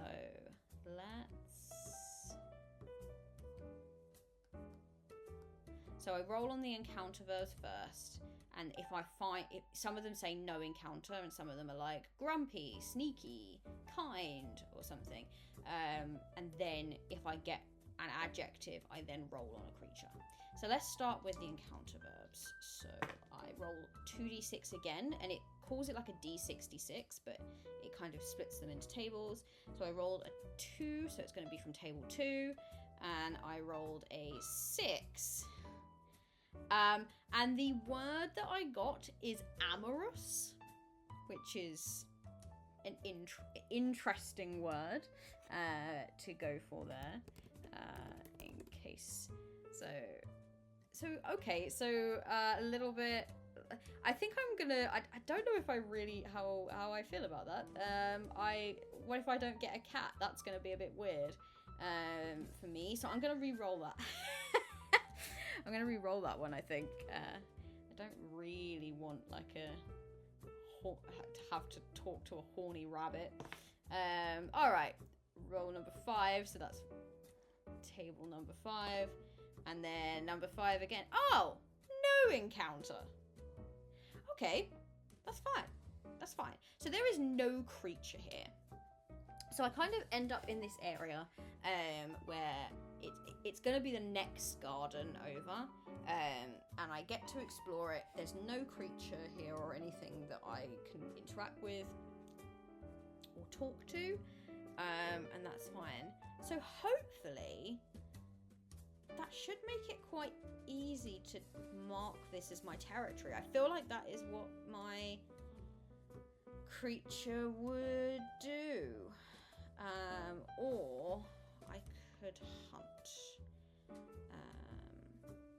Well, let's do the yes and see what else happens. So I've gone there. There's no creature for me to talk to, but something else might happen. So table number 1 and option number 2. You cut your paw on something sharp. Sustain 1 injury. Fantastic. Okay, so I've ended up going into the neighbour's garden. There's nothing there for me to talk to, but in this kind of like, I guess I would be quite cautious as I'm walking around it. It's my first time being out and about, and I'm not really paying attention to where I'm stepping, probably, because I'm so busy looking at everything else. So let's go with that then. Yeah, my poor paw. I know. Alright. Time to make this. Well, we'll see. We'll see. So I'm going to quickly finish off my go in terms of strategy by attempting to mark this as territory.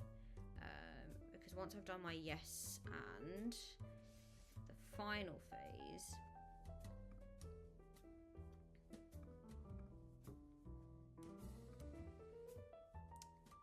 it's a bit of jumping around, I apologise.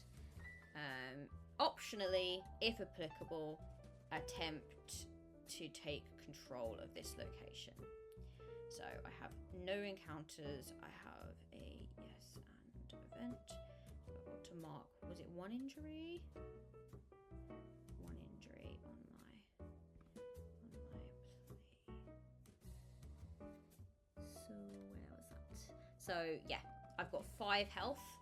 That's now going down to 4. That's a shame. And then optionally, if applicable, attempt to take control of this location. It does say that I have, like, I can hunt in places. Is there like a particular mechanic for that?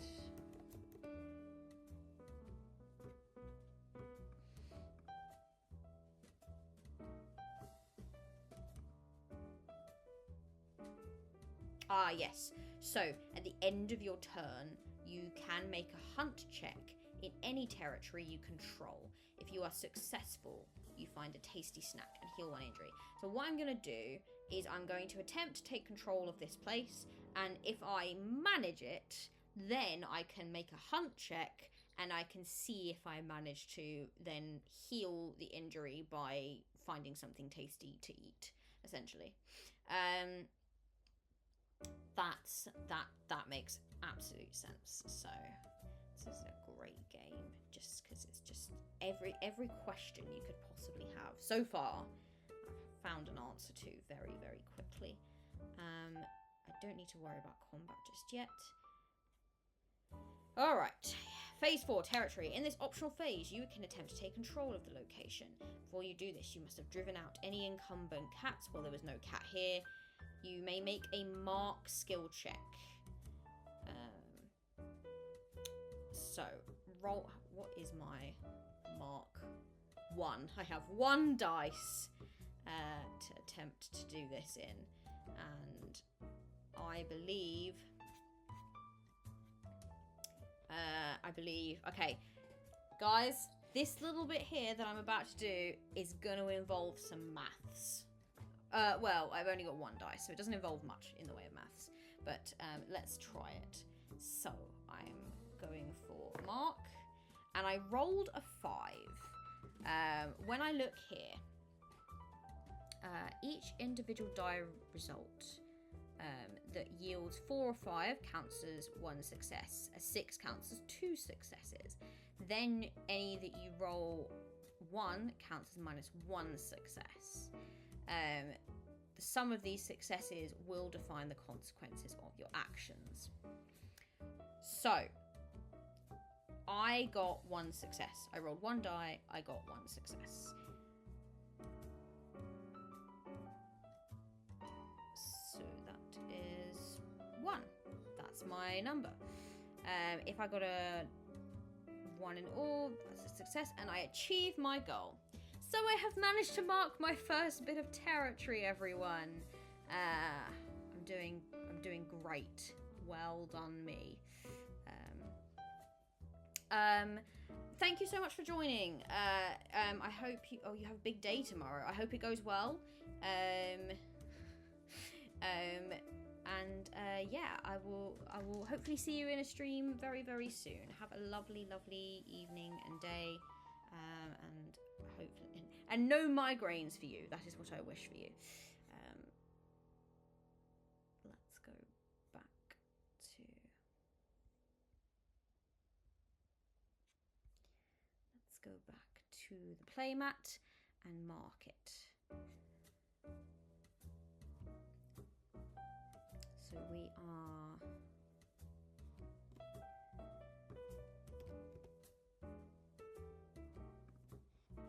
Oh, hold on. I just deleted my cat. That's not what I want to do.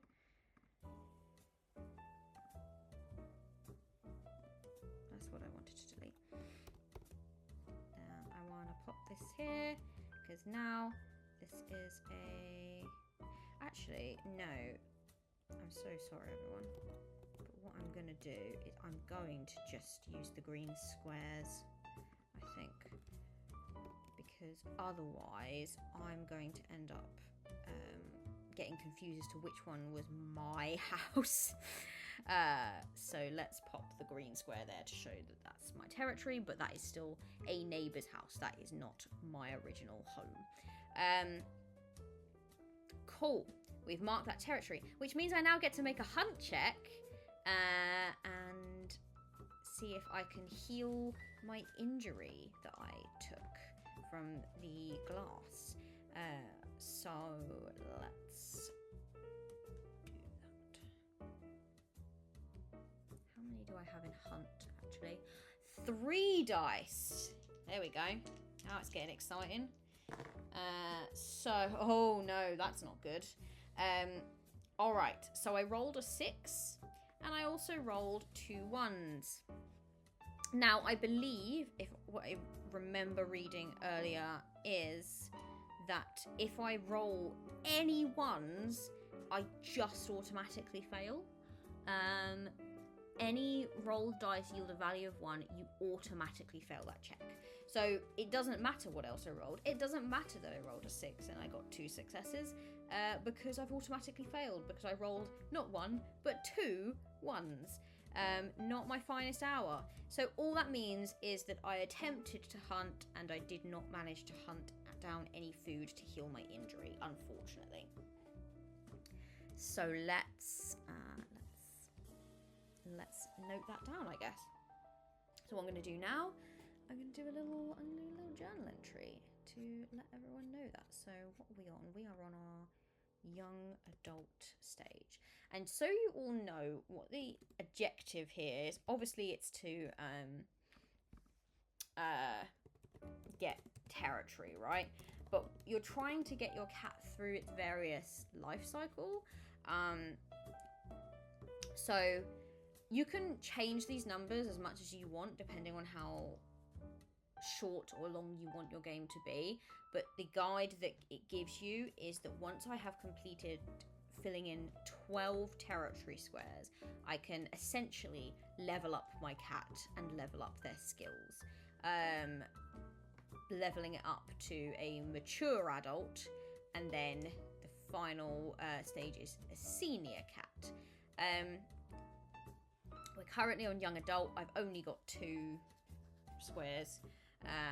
I'm guessing that we can count our home as one territory. So make it 12 in all. Let's do. Let's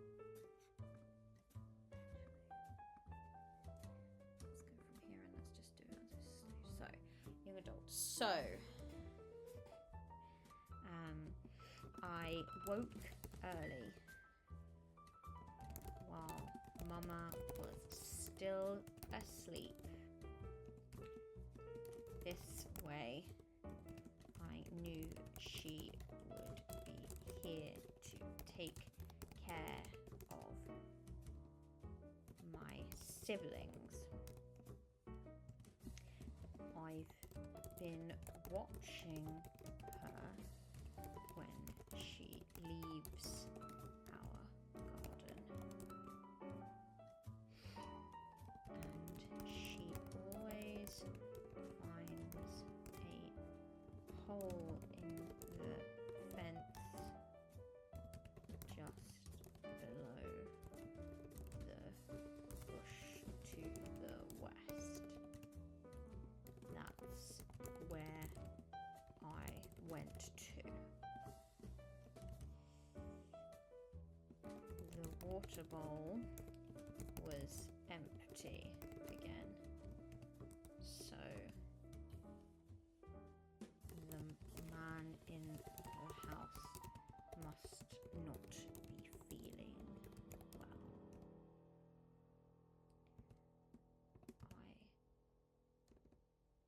Luckily, it rained, and so I could drink from a nearby puddle. When I got through the hole, I found myself in a garden similar to the one we lived in.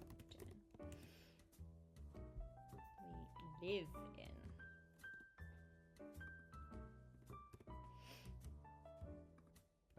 I listened out the usual signs. No dogs were barking.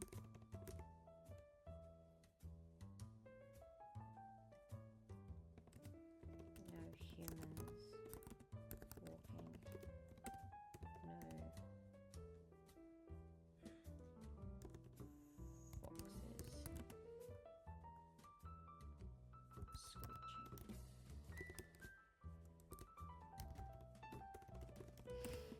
There were a lot of strange new smells.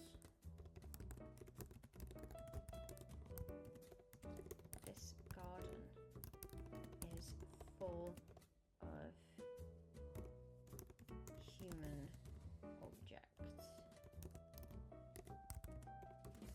Bags everywhere, and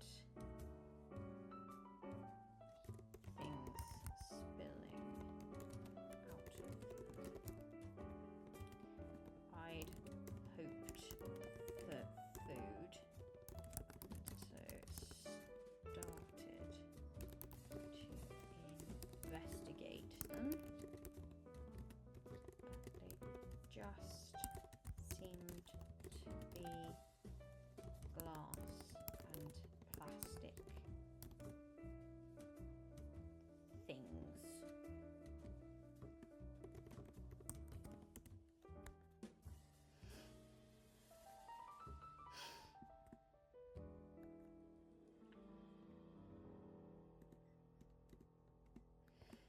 I was on such high alert for sounds and movement, however, that I forgot to observe the ground around me. And stood on a piece of broken glass. A rookie error that I am glad Mama didn't witness.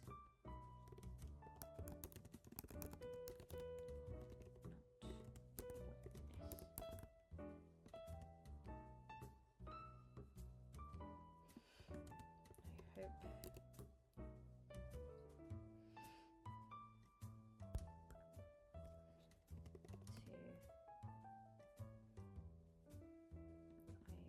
hope hoped to find something to eat. To build my strength.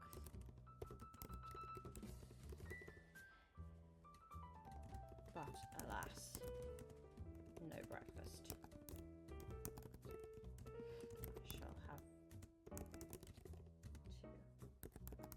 wash it.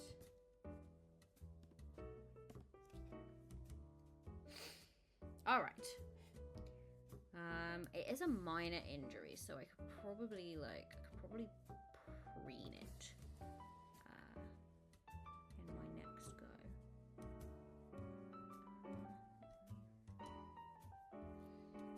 See, again, I want to see if there's like a specific mechanic for that, or if I can just preen whenever I like.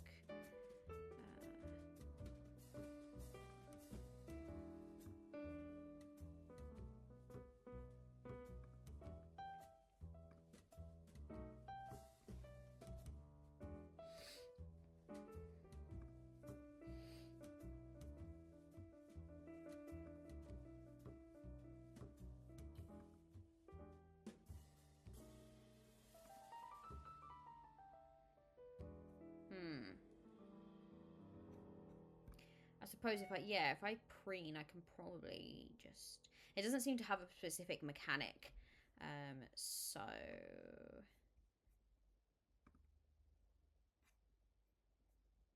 Is there in health and lives? Healing injuries. You can heal your injuries in a few ways. Prompts. In each scenario, the prompt tables contain some options for healing. You can visit the vets. That requires you to find... If you don't know where a vet is already, that's where I'm at, that requires you to find a human and to make a signal check to show them that you are hurt. And they will take you to the closest vet. And hunting for food. So actually, I do think, because preen is in some of the things, I think that you can't actually preen to heal unless you get a specific thing that allows you to, like a specific, not encounter, yes and that allows you to. All right, so we'll stick with where we're at. So basically, that's your first turn done, and then you just continue. You just continue to do that as you make your moves around the table. I'm gonna kind of instead of having like day one, this is just meant to represent moments really. So I'm gonna kind of just separate it by stars and that's it. I'm not gonna apply any kind of what day it is or anything like that. I don't think even that the cat would necessarily be tracking that. It would just be about, I'm on my adventure and that's it. Let's do this at least a couple more times, and I'm very aware that the time is ticking on. I'm trying to take breaks and drink lots. And I do have work very early tomorrow. so I'm not going to go on a huge amount longer, if I'm honest. But I just wanted to kind of show you the first phase, which was sort of like the building of the cat, so the kitten phase, and then just how you kind of make your way round this, and how you kind of make this game work.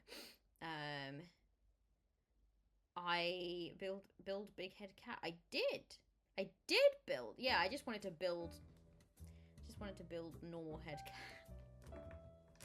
I'm so upset that Millie has not come up. I've been shaking the treat bag.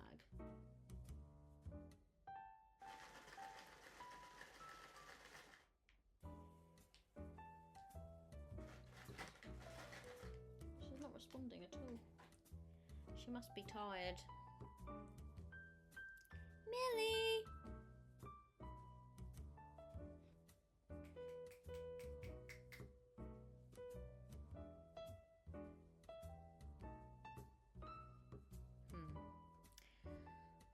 My cat cam. I had a Millie cam all set up and everything.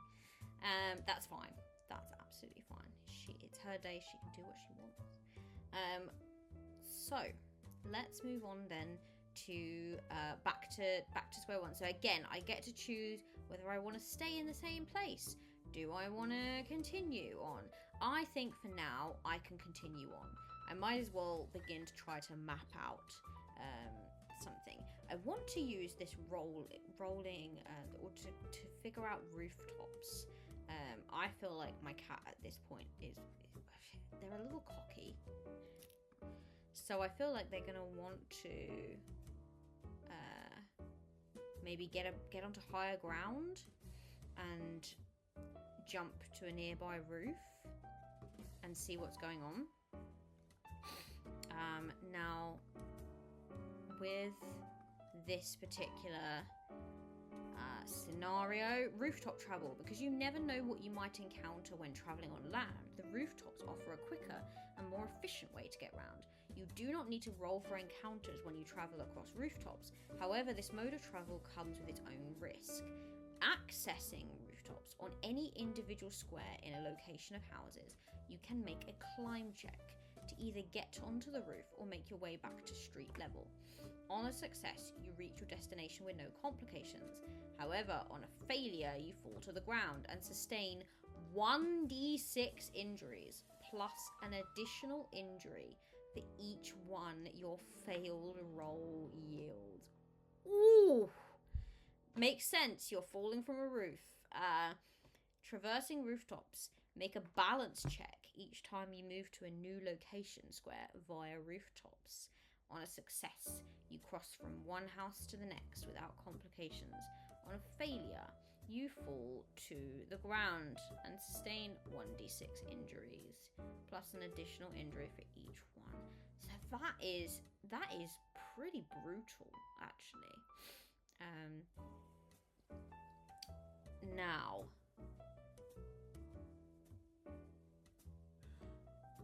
I know that this is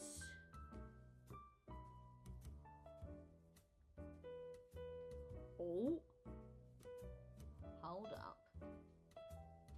Hello, Millie. Hey, baby girl. You wanna come say hi? Wanna come say hi? She's like, I'm sorry, did I hear someone shook a treat bucket? Did someone shake a treat bucket? Do you want a treat? No, treat. There you go.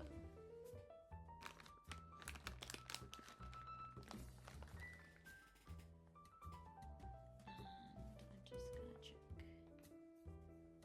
that my studio mode is working. Yep.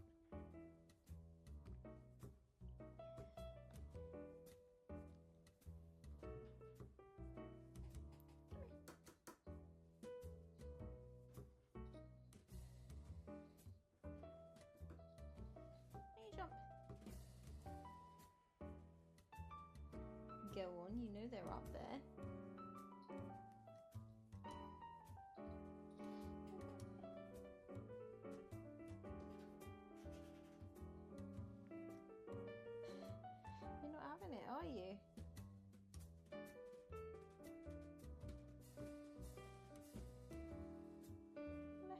treats. I know it means you have to climb for them though. Is that what the problem is?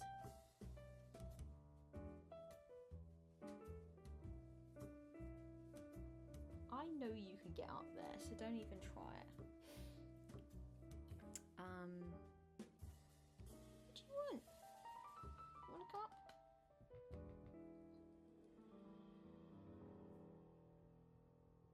Come on then. Come and say hi.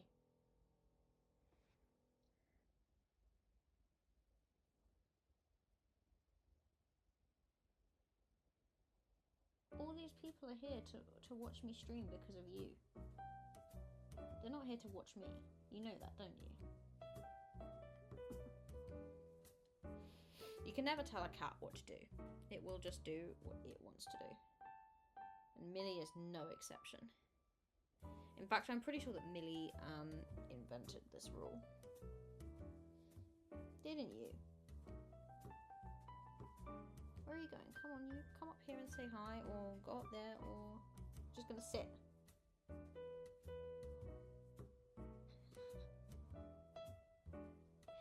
She's normally, so whenever she comes in here, she's normally like, I want to get on your lap, or I want to get up to the office window.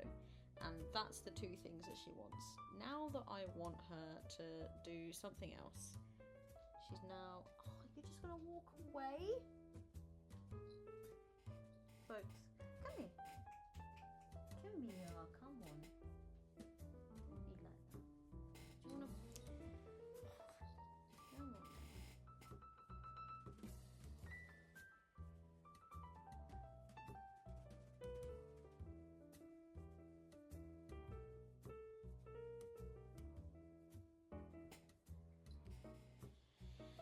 No telling her what to do at all. I think she knows. She's like, I know what you want. You want me to be on your camera, and now I don't want to be because you want me there.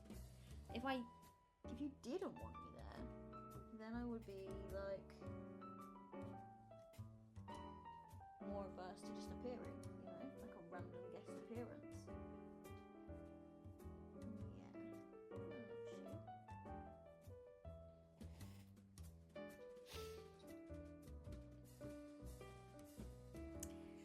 Okay, Jen says she loves you too.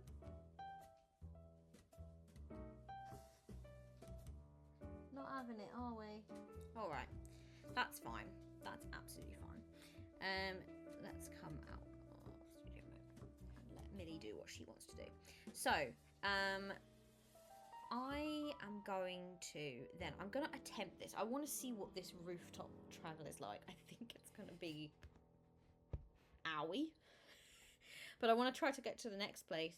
So first of all, I don't think I need to roll a location, because we have already established what the location is, which is that it's a house. So I don't think I need to roll like a location again.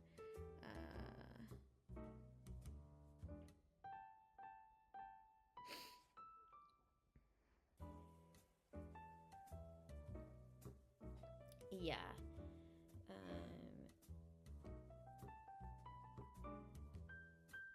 Sometimes location. Yeah, okay. So I don't need to... I already know what's here. It's another house, right? So all I need to do now is what I would normally do is encounters, but I don't need to do that yet. Because instead of that, I'm going to climb up to the roof, and then I'm going to attempt to balance and go to the next roof along. So we'll see. We'll see what happens with that. Rooftop.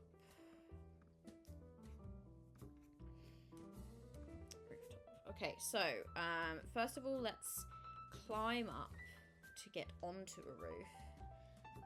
And that is going to be... What was my climb?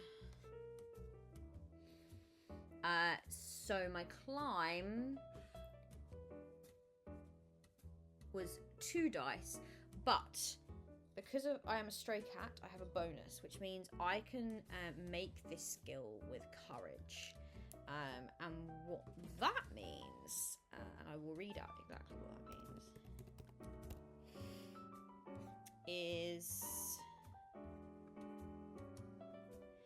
When a situation dictates that you can roll with courage, you may re-roll any dice from your first roll that did not yield a result of 1. You can only do this once per skill check. So, I have a 2 in climb. If one of them turns out to be like not a great number, I can re-roll it and see if I can get a better number, basically. But just bearing in mind that if I roll any of these dice and it's a 1, I automatically fail at this point. So let's just see.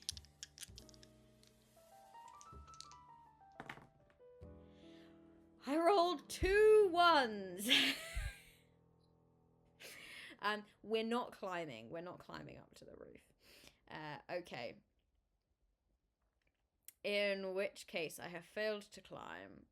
What does that mean? I can't believe I rolled 2 1s. Well, actually, I can. I can believe that this happened.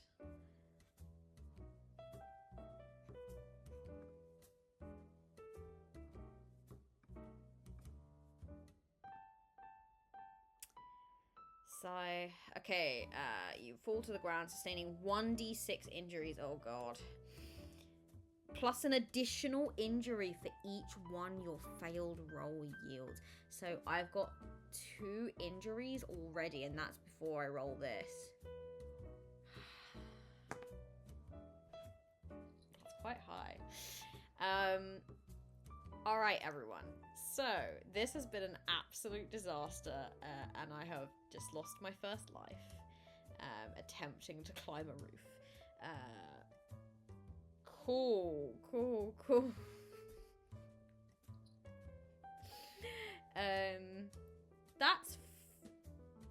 That's fine. It was not fine. Let's go back to writing for a second.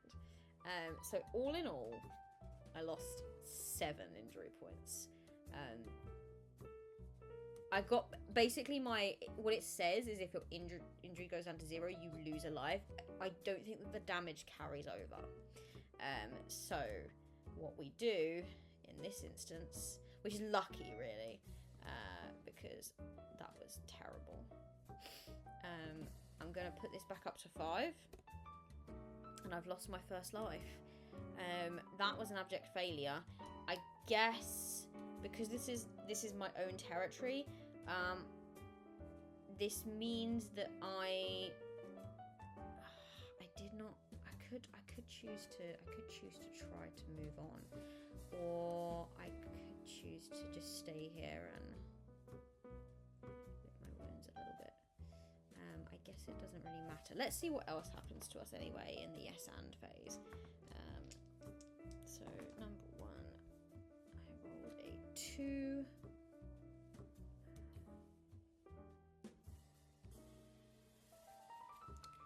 And that's gonna be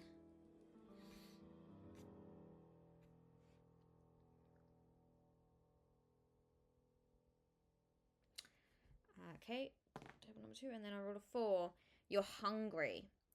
Until you find food with a hunt check, you sustain 1 injury per new square you visit. You can only make the hunt at the end of your turn in a new square. Okay, well, makes sense. I've just I'm gonna stick to where I am, and I'm gonna attempt to hunt. Let's try that, because I can hunt here. Please no ones. I would really like to find some food. I rolled a 1, so that's an automatic fail. Okay, so again I try to find food. Again I fail. Now I'm hungry. So if I go to a new square, which again I'm gonna do it, but it's not gonna be via the rooftops next time. It is a dog eat dog world out there, let me tell you. Okay. I'm gonna actually check. I'm gonna check that injuries don't carry over.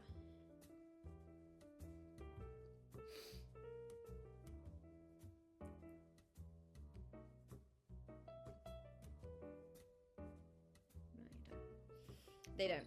Cool. That's fine. That's absolutely fine by me. All right. So, well, we have to journal about this.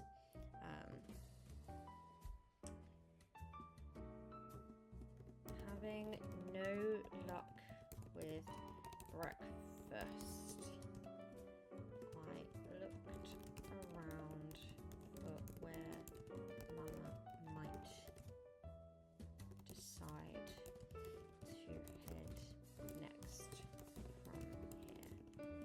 Following her usual path would probably be the best way.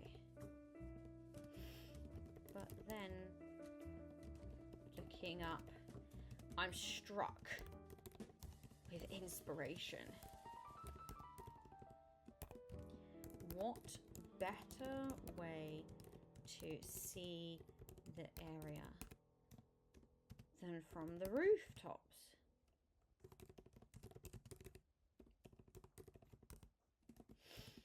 I've seen climb up to the top of the man's house once or twice. How hard can it be?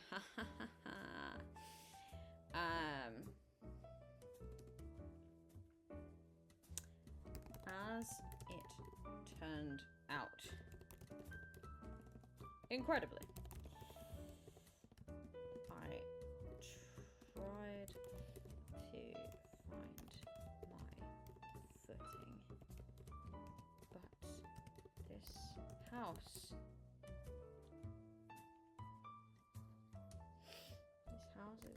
walls, unlike its very messy garden, are pristine.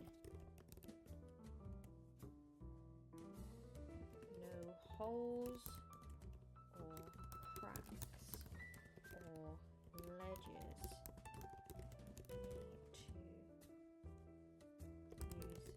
need to help me. I got a good way up and then lost my footing and fell. It really hurt, and temptation to go home was strong, especially as I still couldn't find any food. But I will not return a failure. Even nice fat bird would be something of a victory. I shall keep looking. All right. So let's maybe do one or two more goes. This time I'm going to go back to, I'm not going to try to go up on the roof because that was an abject failure that was. I'm going to attempt to move again. And I think, I know where the houses are. I think I'm going to try to go out of the house area. So let's move to the playmat. I think I'm going to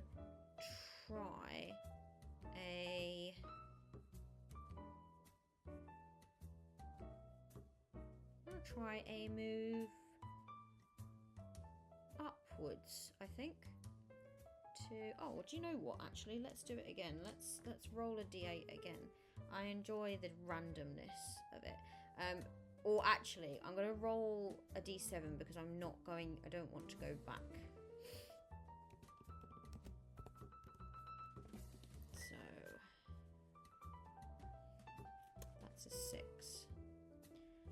that is... Actually, hello, Millie Moo. Come here, then. Come here. What do you need? You want me to stop playing and come and pay you attention? Is that what it is?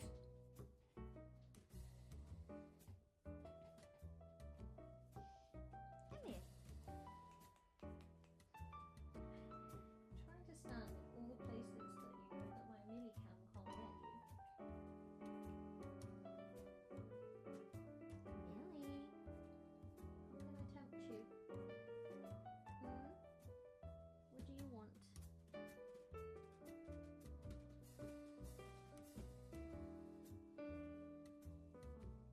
You going up? Come find me? You're going under the desk. Is that it? You like under the desk, don't you? I've got a really nice, like, soft rug. And she likes it because she likes making biscuits on it. So I think under the desk is nice for her because it's nice and cool under there, and the rug is soft, and it's right by my feet. And she's like, here is the spot. So actually what I should have done, if I was being smart, is set the Millie cam to show under the desk, but I'm hopeful that she can... Hold on.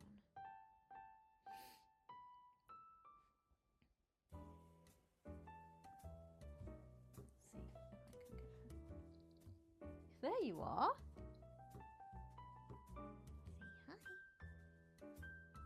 Say hi. You hiding again? Yeah. We got a brief appearance. Come here.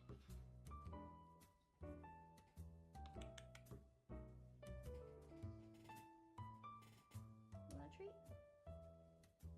Yeah, you do. There we go.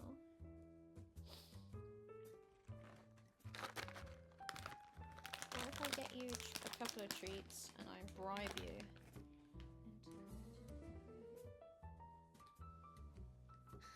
I thought so. Huh? Right there. Right here. She struggles a little bit with her depth perception. So, come out into the open a little bit. There you go. Right, no more treats though, Mills. She struggles a little bit with her depth perception, so when she gets right up close to things, she's like, where is it? Where did it go? I can't see it no more. Do you want to come and sit on here? You haven't come up here yet.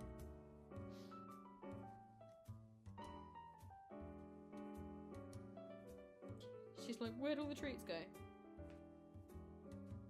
I'm so disappointed. There's only like one. Mum, come on, you can do better than this. Alright. I think that's probably the best I'm going to get from her, but I promise that if she goes somewhere that seems like a good place for me to get a good angle, then I will go there. Alright, so we're going to go straight across. We're actually going to go to F4. Let's try and move and locations first.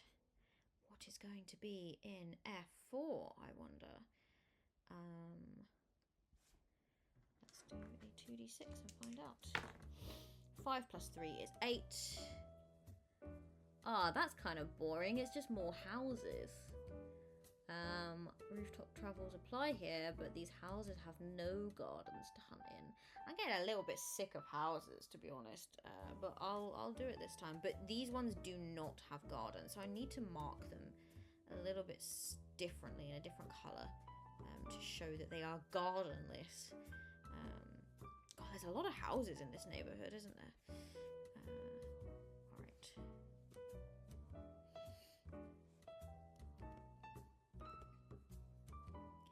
So it's going to be here.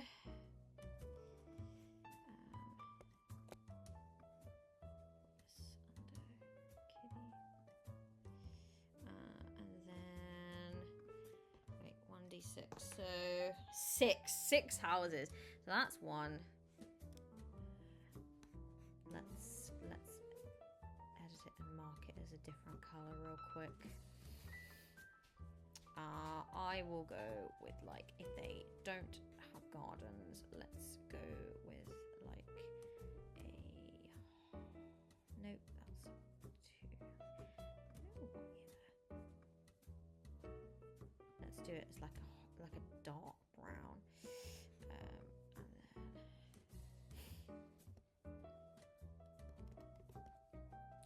And then let's move them. What did I say? 6. Now I'm rolling 6s. 6 in all. Now let's do this. I want to give some space.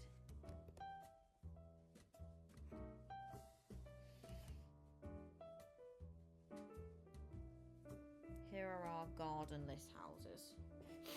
So we got a little bit of a meatier suburb going on than I had originally anticipated. Kitty is actually moving into this area, so we've just moved along here. No garden here, which means no garden to hunt in. Let's see what else happens.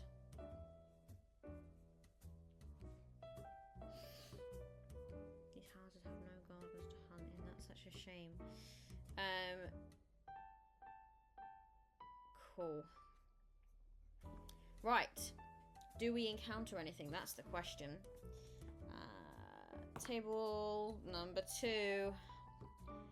Don't want to encounter anything amorous. Observant. Okay, we can do observant. Observant. Okay. An observant what, though? 2. 6. Ooh. Alright. So we have encountered here an observant stray cat.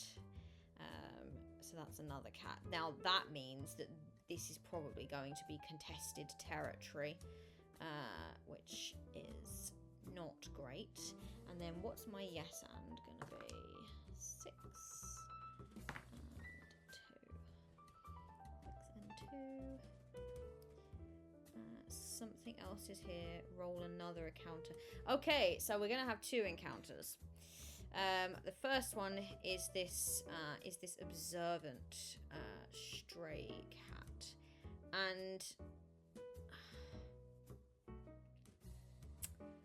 right, let me write that down. So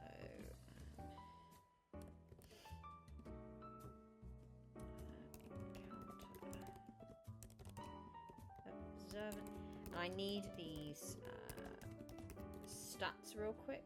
Just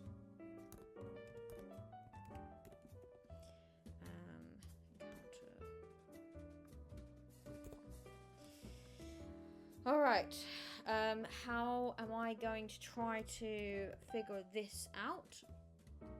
I'll tell you. I think I'm going to... Now, here's the thing, because if I roll any 1s, I automatically fail my skill check. So, do I want to try to scare it, or do I want to try something else that's less likely to roll a 1, but then also less likely to succeed? I'm going to fail to scare it off, and if I fail, then it will probably initiate combat with me. I guess that would be interesting to be able to see how the combat works, so let's try it. I'm going to try to raise my hackles and scare it off, because I imagine if it's observant, it will definitely see me. In fact, it probably sees me before I see it, and so then I will end up trying to scare it off anyway, because I will be scared. So what's my intimidate? toy. It was called Scare 3. Let's try and scare it off by rolling 3 dice. Please, no ones. Thank you. Ah, there's a 1. Of course there is. I gotta say, I'm not 100% loving the fact that the first thing you do, it just, if you roll 1s, then like I do like it as a mechanic, because I think it means that having high in something also means that you're more likely to fail it, but you're also more likely to succeed. Which is kind of interesting, but at the same time, maybe it's just because I'm rolling a lot of 1s. It's just kind of negating a little bit all the rest of it, because it's just like, well, you failed. And that's kind of annoying. I wish that rule was a little bit more flexible. But I guess it's only in your first part of your life cycle, so let's see what happens if you fail to. I guess I failed to do that, so then it's gonna be combat, I would most likely say will happen.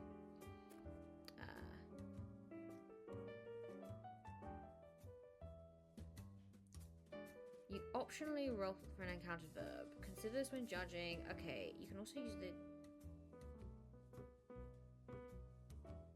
or even a reaction it may have. Yeah, okay.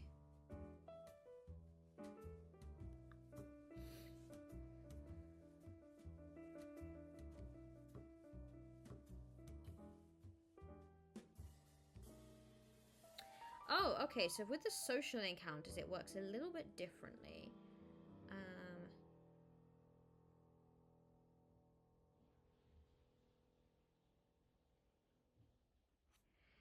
So you can ask questions. So it says violence is rarely the only solution to an encounter. 2 other variables are available that will help you decide how social encounters play out. Firstly, in the urban cat scenario, when you roll for an encounter, you can optionally roll for an encounter verb. Consider this when judging how a creature you meet will respond to you. Is it angry, timid, mischievous, or just plain disinterested in interacting with you? You can use the verbs table in the other be like a cat scenario. Cool, love that. You can also use the yes/no mechanic whenever you're unsure how a creature might respond to a request you make of it, or even a reaction it may have. Roll a d6 and use the following guide.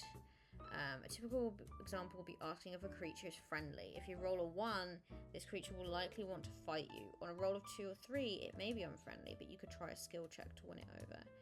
Oh, okay.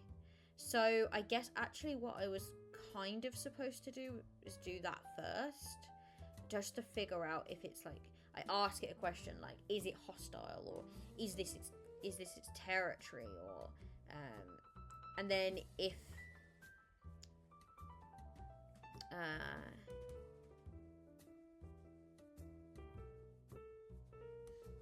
yeah, okay. So actually, I'm going to do that first. So I'm going to negate what I just did for a second, because I played it a little different. So I've come into contact. There's an observant cat in here. I want to know if it's friendly. I roll on this table. If the answer is no, or no, but there may be another option, then you can try another skill check. So if you roll a 1, this creature will likely want to fight you, and there's no like getting around that. If you roll a 2 or a 3, it might be unfriendly, but you could try a skill check to win it over. For example, you could try to frighten it off, which is what I just did.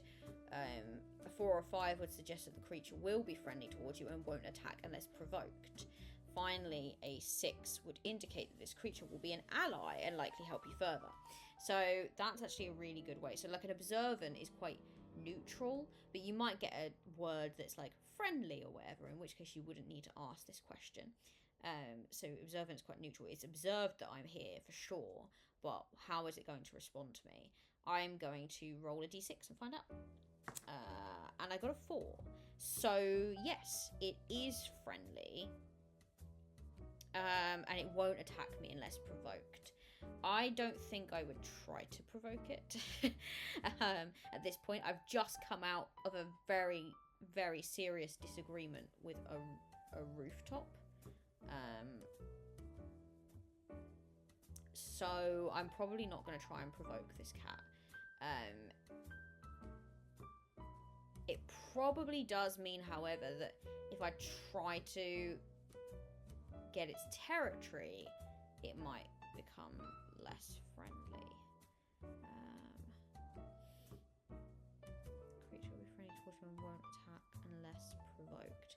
So I think that what I will try to do, I can try a different social thing of I could signal my need to it. It is friendly. It's like watching me curiously, I imagine. I could try and like play with it, or signal my need. What would my need be? Probably food. I need food. Can it show me where there is some food? I'm probably not going to try to take its territory if this is where it is. So if I don't do that, I have to mark that there's another cat here that lives here this is its territory. But I could try and signal some need for food. So let's try and do that. Yes, I managed to roll. So I rolled 2 dice because my signal is 2. And I rolled a 6 and a 3. And what that means is, so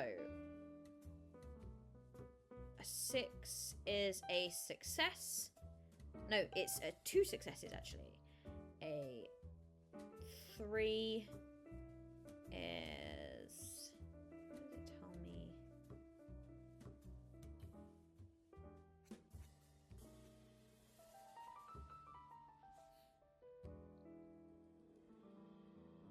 Oh, that's right. Each individual die results. 4 or 5 is 1 success. 6 is 2 successes. Every one is minus 1 success. That's right. So it's 0. 3 is a 0. So I got 2 successes. Because I didn't get any ones. 2 successes is a success. I managed to achieve signaling to this thing and getting it to understand that I need food. And because it is a friendly cat, I think it does show me where I can find some food. So maybe there is food here.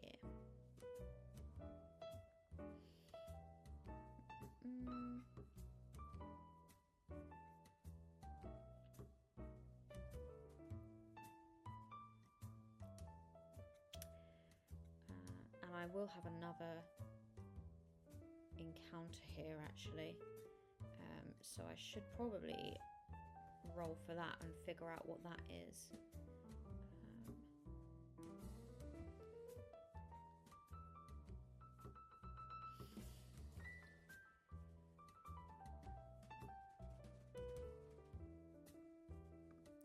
Because I was succeeded, I'm going to go ahead and say that it actually does give me some food, or it shows me where to get some food, and I'm able to feed myself, thus ending my you're going to lose health at the end of everything. And then what's the other encounter going to be here? That will be interesting, because it says that this is a stray cat as well, so it's obviously not a stray cat. I know. Right, table 5. Number 4. A charming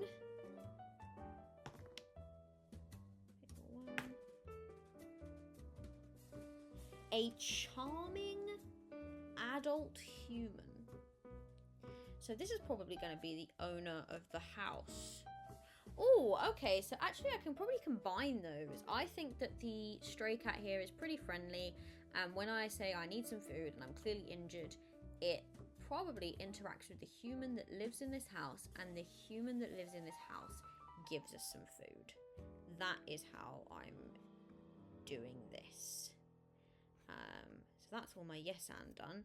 And yeah, let's... You want me to steal his territory. If I steal his territory because he's still here, I'm going to have to engage in combat with him. And I think I don't want to do that with him. He's helping me, showing me some food. I'm gonna just say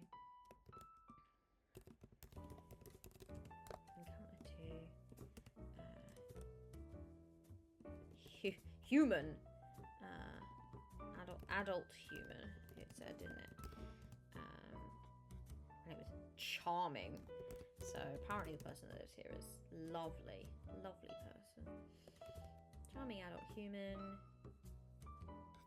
And remind me, table 749. So that's quite high numbers. I'm imagining that if I was to try to engage an adult human in combat with numbers like that, it probably would not go well. That's what I'm imagining there. Because the first number is their attack, their second number is their evade, and the third number is their injury points. So when they attack, that's how many d6 they roll to attack you and stuff. So as you can see, humans quite hurt. They hurt. Humans hurt. Okay. So let's go back to my tracker. And now this is not my territory. However, I can put a little mark on here to say that there is a cat.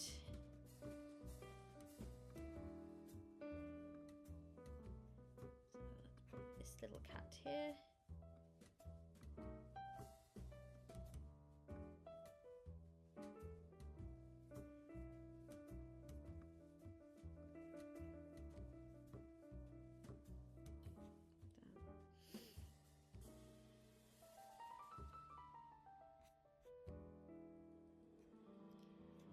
This cat, I'm going to give it a little transparency so that we know.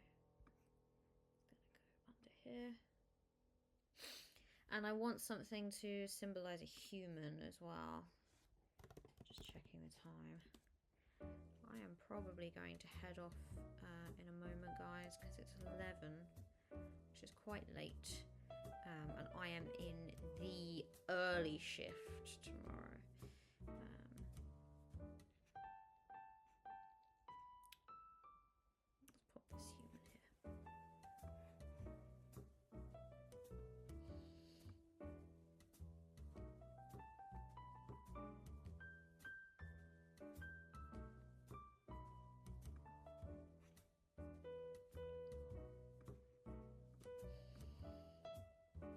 This human here. This human appears to be charming. Make him green, and let's make this cat green as well because we're on friendly terms for now.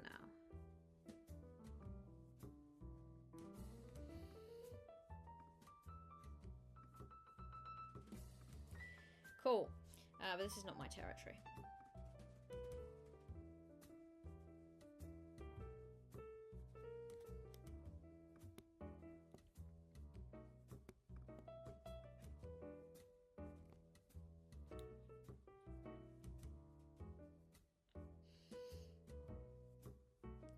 Bring these to the front. Canva is messing around a little bit as well,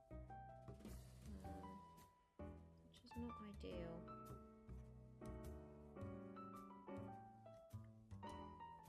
Yeah, not ideal at all. Come on, kitty, to the front. Okay. All right. So let me just journal this, and then I am going to head off, I think.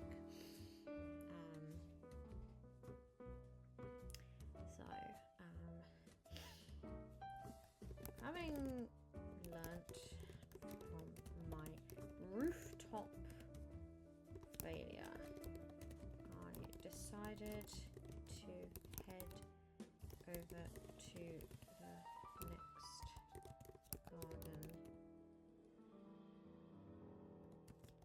having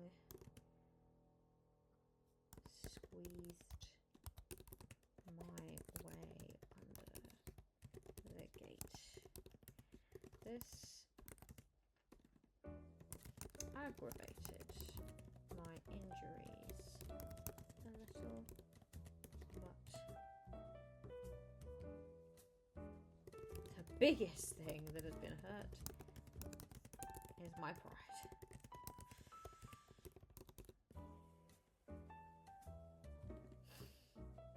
Ooh, we've got to think of a name for this cat.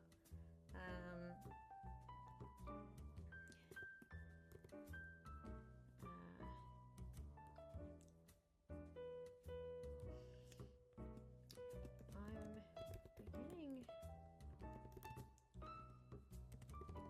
feel that there is an awful lot about the world that Mama has not yet taught me. I caught the scent of the other cat as I made my way around this house, looking for its garden. But I caught it too late.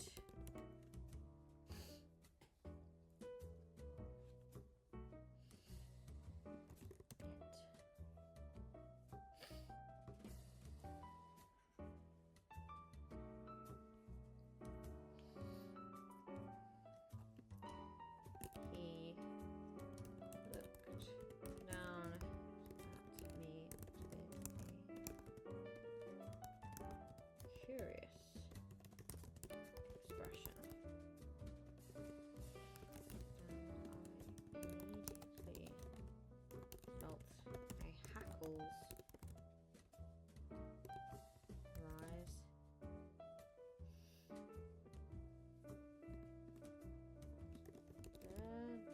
Now, calm down, he said. Just state your business. No need to overdo it yet.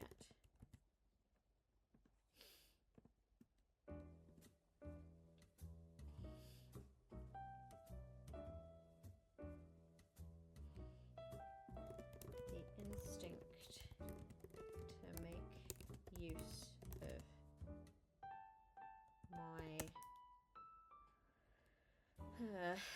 to make use of my newly taught defensive skills and flee was strong, but something about his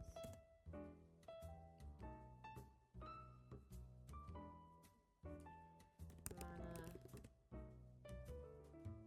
seemed more watchful than hostile. I thought perhaps he could help me.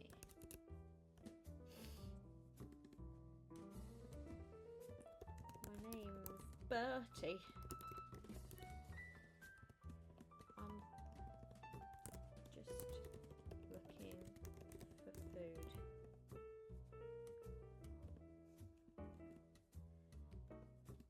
Ah, yes.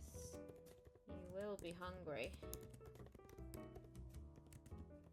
I saw your argument with the roof.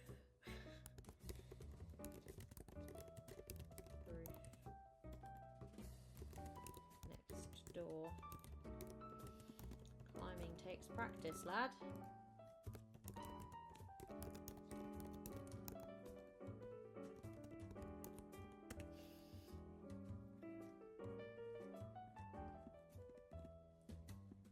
I bristled at the fact that he'd been watching.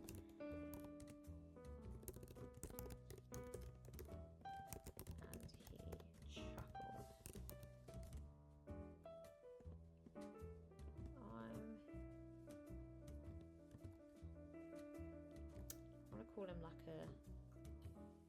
I'm the Colonel. I don't know, how do you spell that? Is that how you spell Colonel? I'm having a moment here.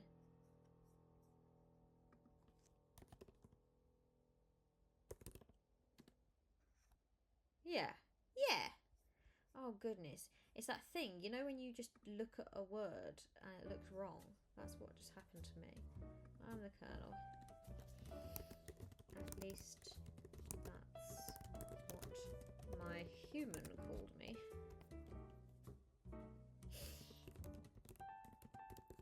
Before he passed on. They tried to cage me. Put me in a pound. I was ready. They weren't.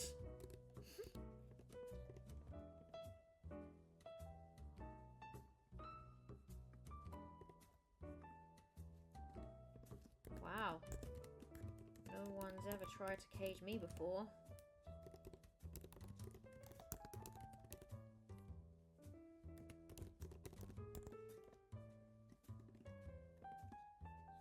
Yes, well, I don't recommend the experience.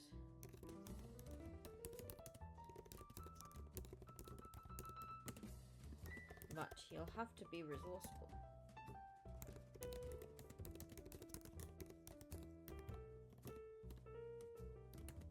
If you're going to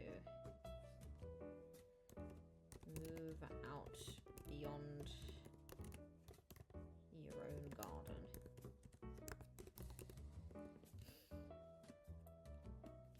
And it pays sometimes to find allies.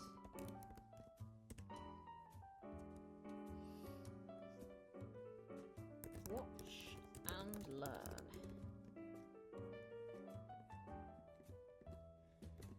He hops down from the fence he was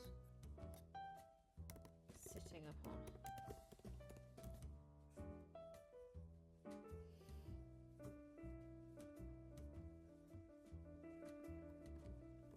Try past tense, cat. Hop down from the fence he was sitting upon, and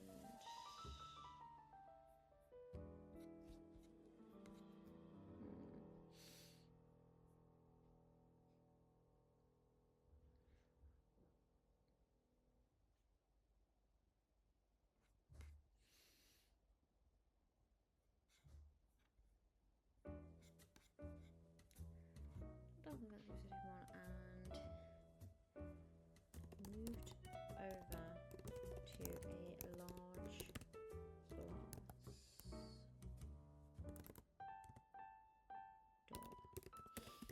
Then began meowing loudly. It wasn't long until I noticed movement inside.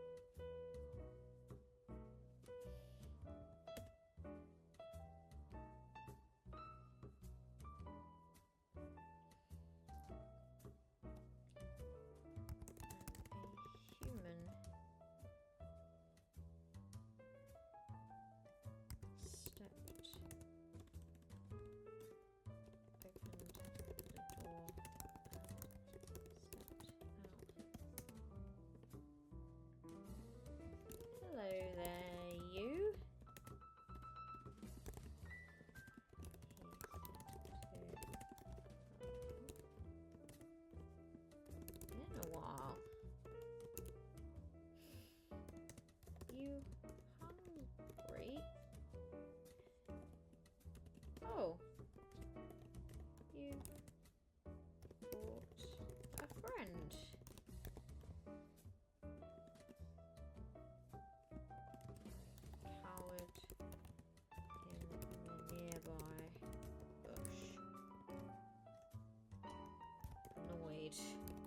worried that this cat had thoroughly blown my cover.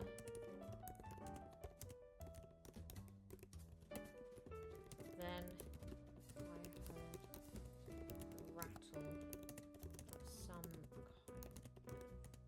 kind of food.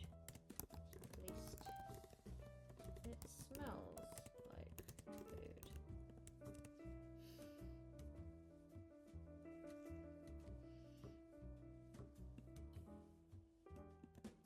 My stomach rumbled. Perhaps this kernel can teach me a trick or two after all. Ta-da! Alright.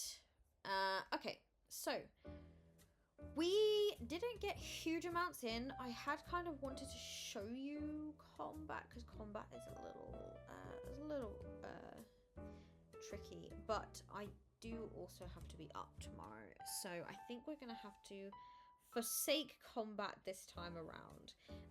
But hopefully I've kind of shown off a little bit about what some of the mechanics look like, and hopefully you enjoyed it and that you enjoyed meeting Bertie a little bit. I would love to play this game again. It's really, really fun. I like the mechanics a lot. I really like how the book is laid out. It is very easy to find information on how to deal with each phase, and the way that it's structured, the way that the play is structured is so easy to navigate. So I'm really enjoying that, and I'm enjoying how loose it is in terms of the journaling, because you can make it as long or as short as you want. I love the territory tracker and the way that that works. Obviously I'm trying to use like an interactive whiteboard and it's little, but if you just kind of got paper and pen, you can kind of very quickly and easily draw little symbols and things to show where things are. Obviously I only got houses so far.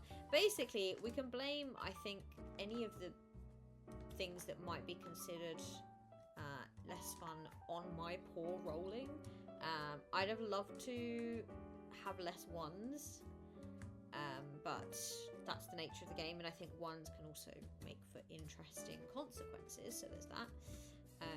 I would also have loved to have had less houses and a little bit of like, you can have like, there's so many other things you can have, like a lake or parks or like trees. There's so many other things that you can like come across and find. I'm glad I got to find some creatures to interact with though, not one but two, and that made for a really fun journaling entry. So yeah, thank you so much for watching me play this game, and this has been Be Like a Cat by Critical Kit. It is a solo or two-player role-playing game, so you can actually play this as a duet.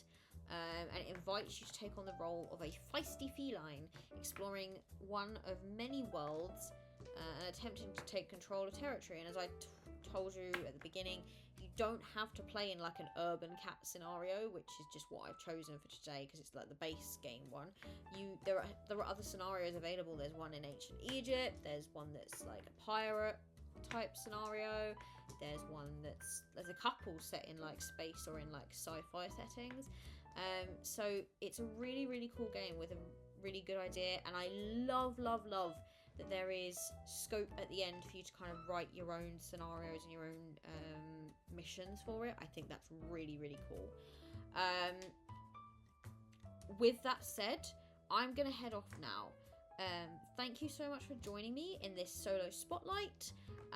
This Sunday was supposed to be my next stream. It was supposed to be Throsian Odyssey. However, a couple of players cannot make it for various different reasons, so I will not be streaming Throsian Odyssey this Sunday.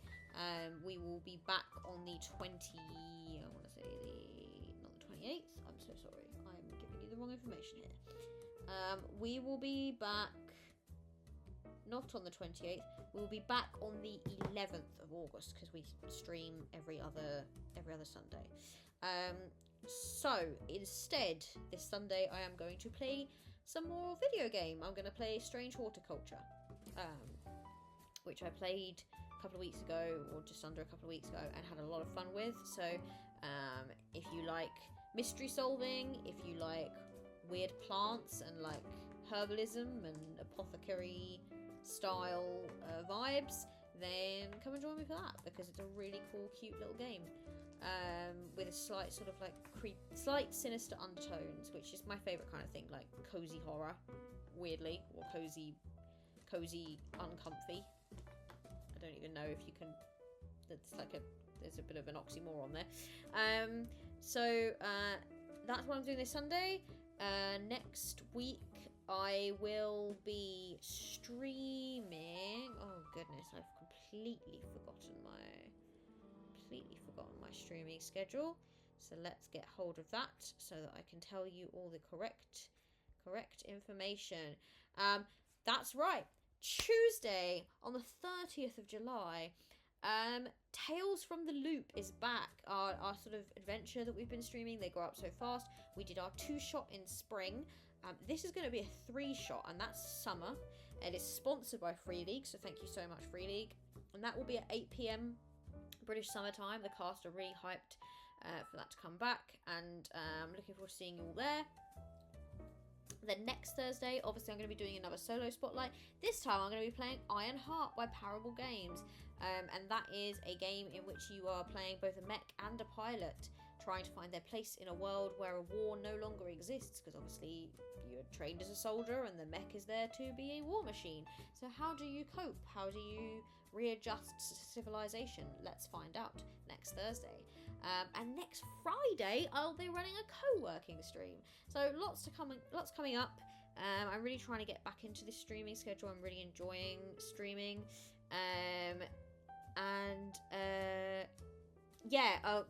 Emma, you absolutely should try duet mode sometime. I think you can do it. Do you know what? Let me get some of the information for duet mode up for you, just real quick, so that I can tell you how that would work, because it's like you can do it a couple of different ways, I think. Let's get it up. Where is it? Totally lost here. 2-player options. You can play in a couple of different ways. You can play collaboratively, so you work together to achieve objectives, which I think is a really cute idea, actually. You explore the world side by side. You might want to part ways occasionally to cover more ground, but you should alternate in taking turns, essentially. This is especially suited to the urban cat setting, it tells you. You can play competitively, and there's a few different, it tells you with the different settings how that works, and that's you taking it in turns, and you're basically trying to outdo each other, either try to take control of more territory, or if you're playing in the perfect storm, it's the first to get all of the treasures, for example. And then you can also play as a game master and player. One player takes the role of the cat, decides where they would like to explore. The player only rolls dice to make skill checks and combat maneuvers. And the second player takes the role of the game master, so essentially generates locations, gives them the creatures they encounter. I thought that's really cool, that they offer all 3 of those different options. So yeah, if you have the game, or if you want to get hold of the game, I think I've given, there you go, Moobot's coming through there. Click on that and you will be able to have a little look at it. It's not terribly expensive to get hold of PDF wise, and you can have a little look yourself and see if you want to play or kind of explore any of those. I thoroughly recommend it. It's a really, really good game. I really had fun this evening despite my migraine. Lots coming up, and thank you for joining, and yeah, I'm gonna head off now. I will see you. I'm not gonna raid anyone tonight. No, I'm not gonna raid anyone tonight. I think I'm just gonna don't do this unless anyone has any interesting people to raid. I don't think there really is anyone online right now. That's cool. I will see you next stream. That'll be on Sunday. So have a lovely evening or whatever time zone you're in. I'll see you soon. Bye bye.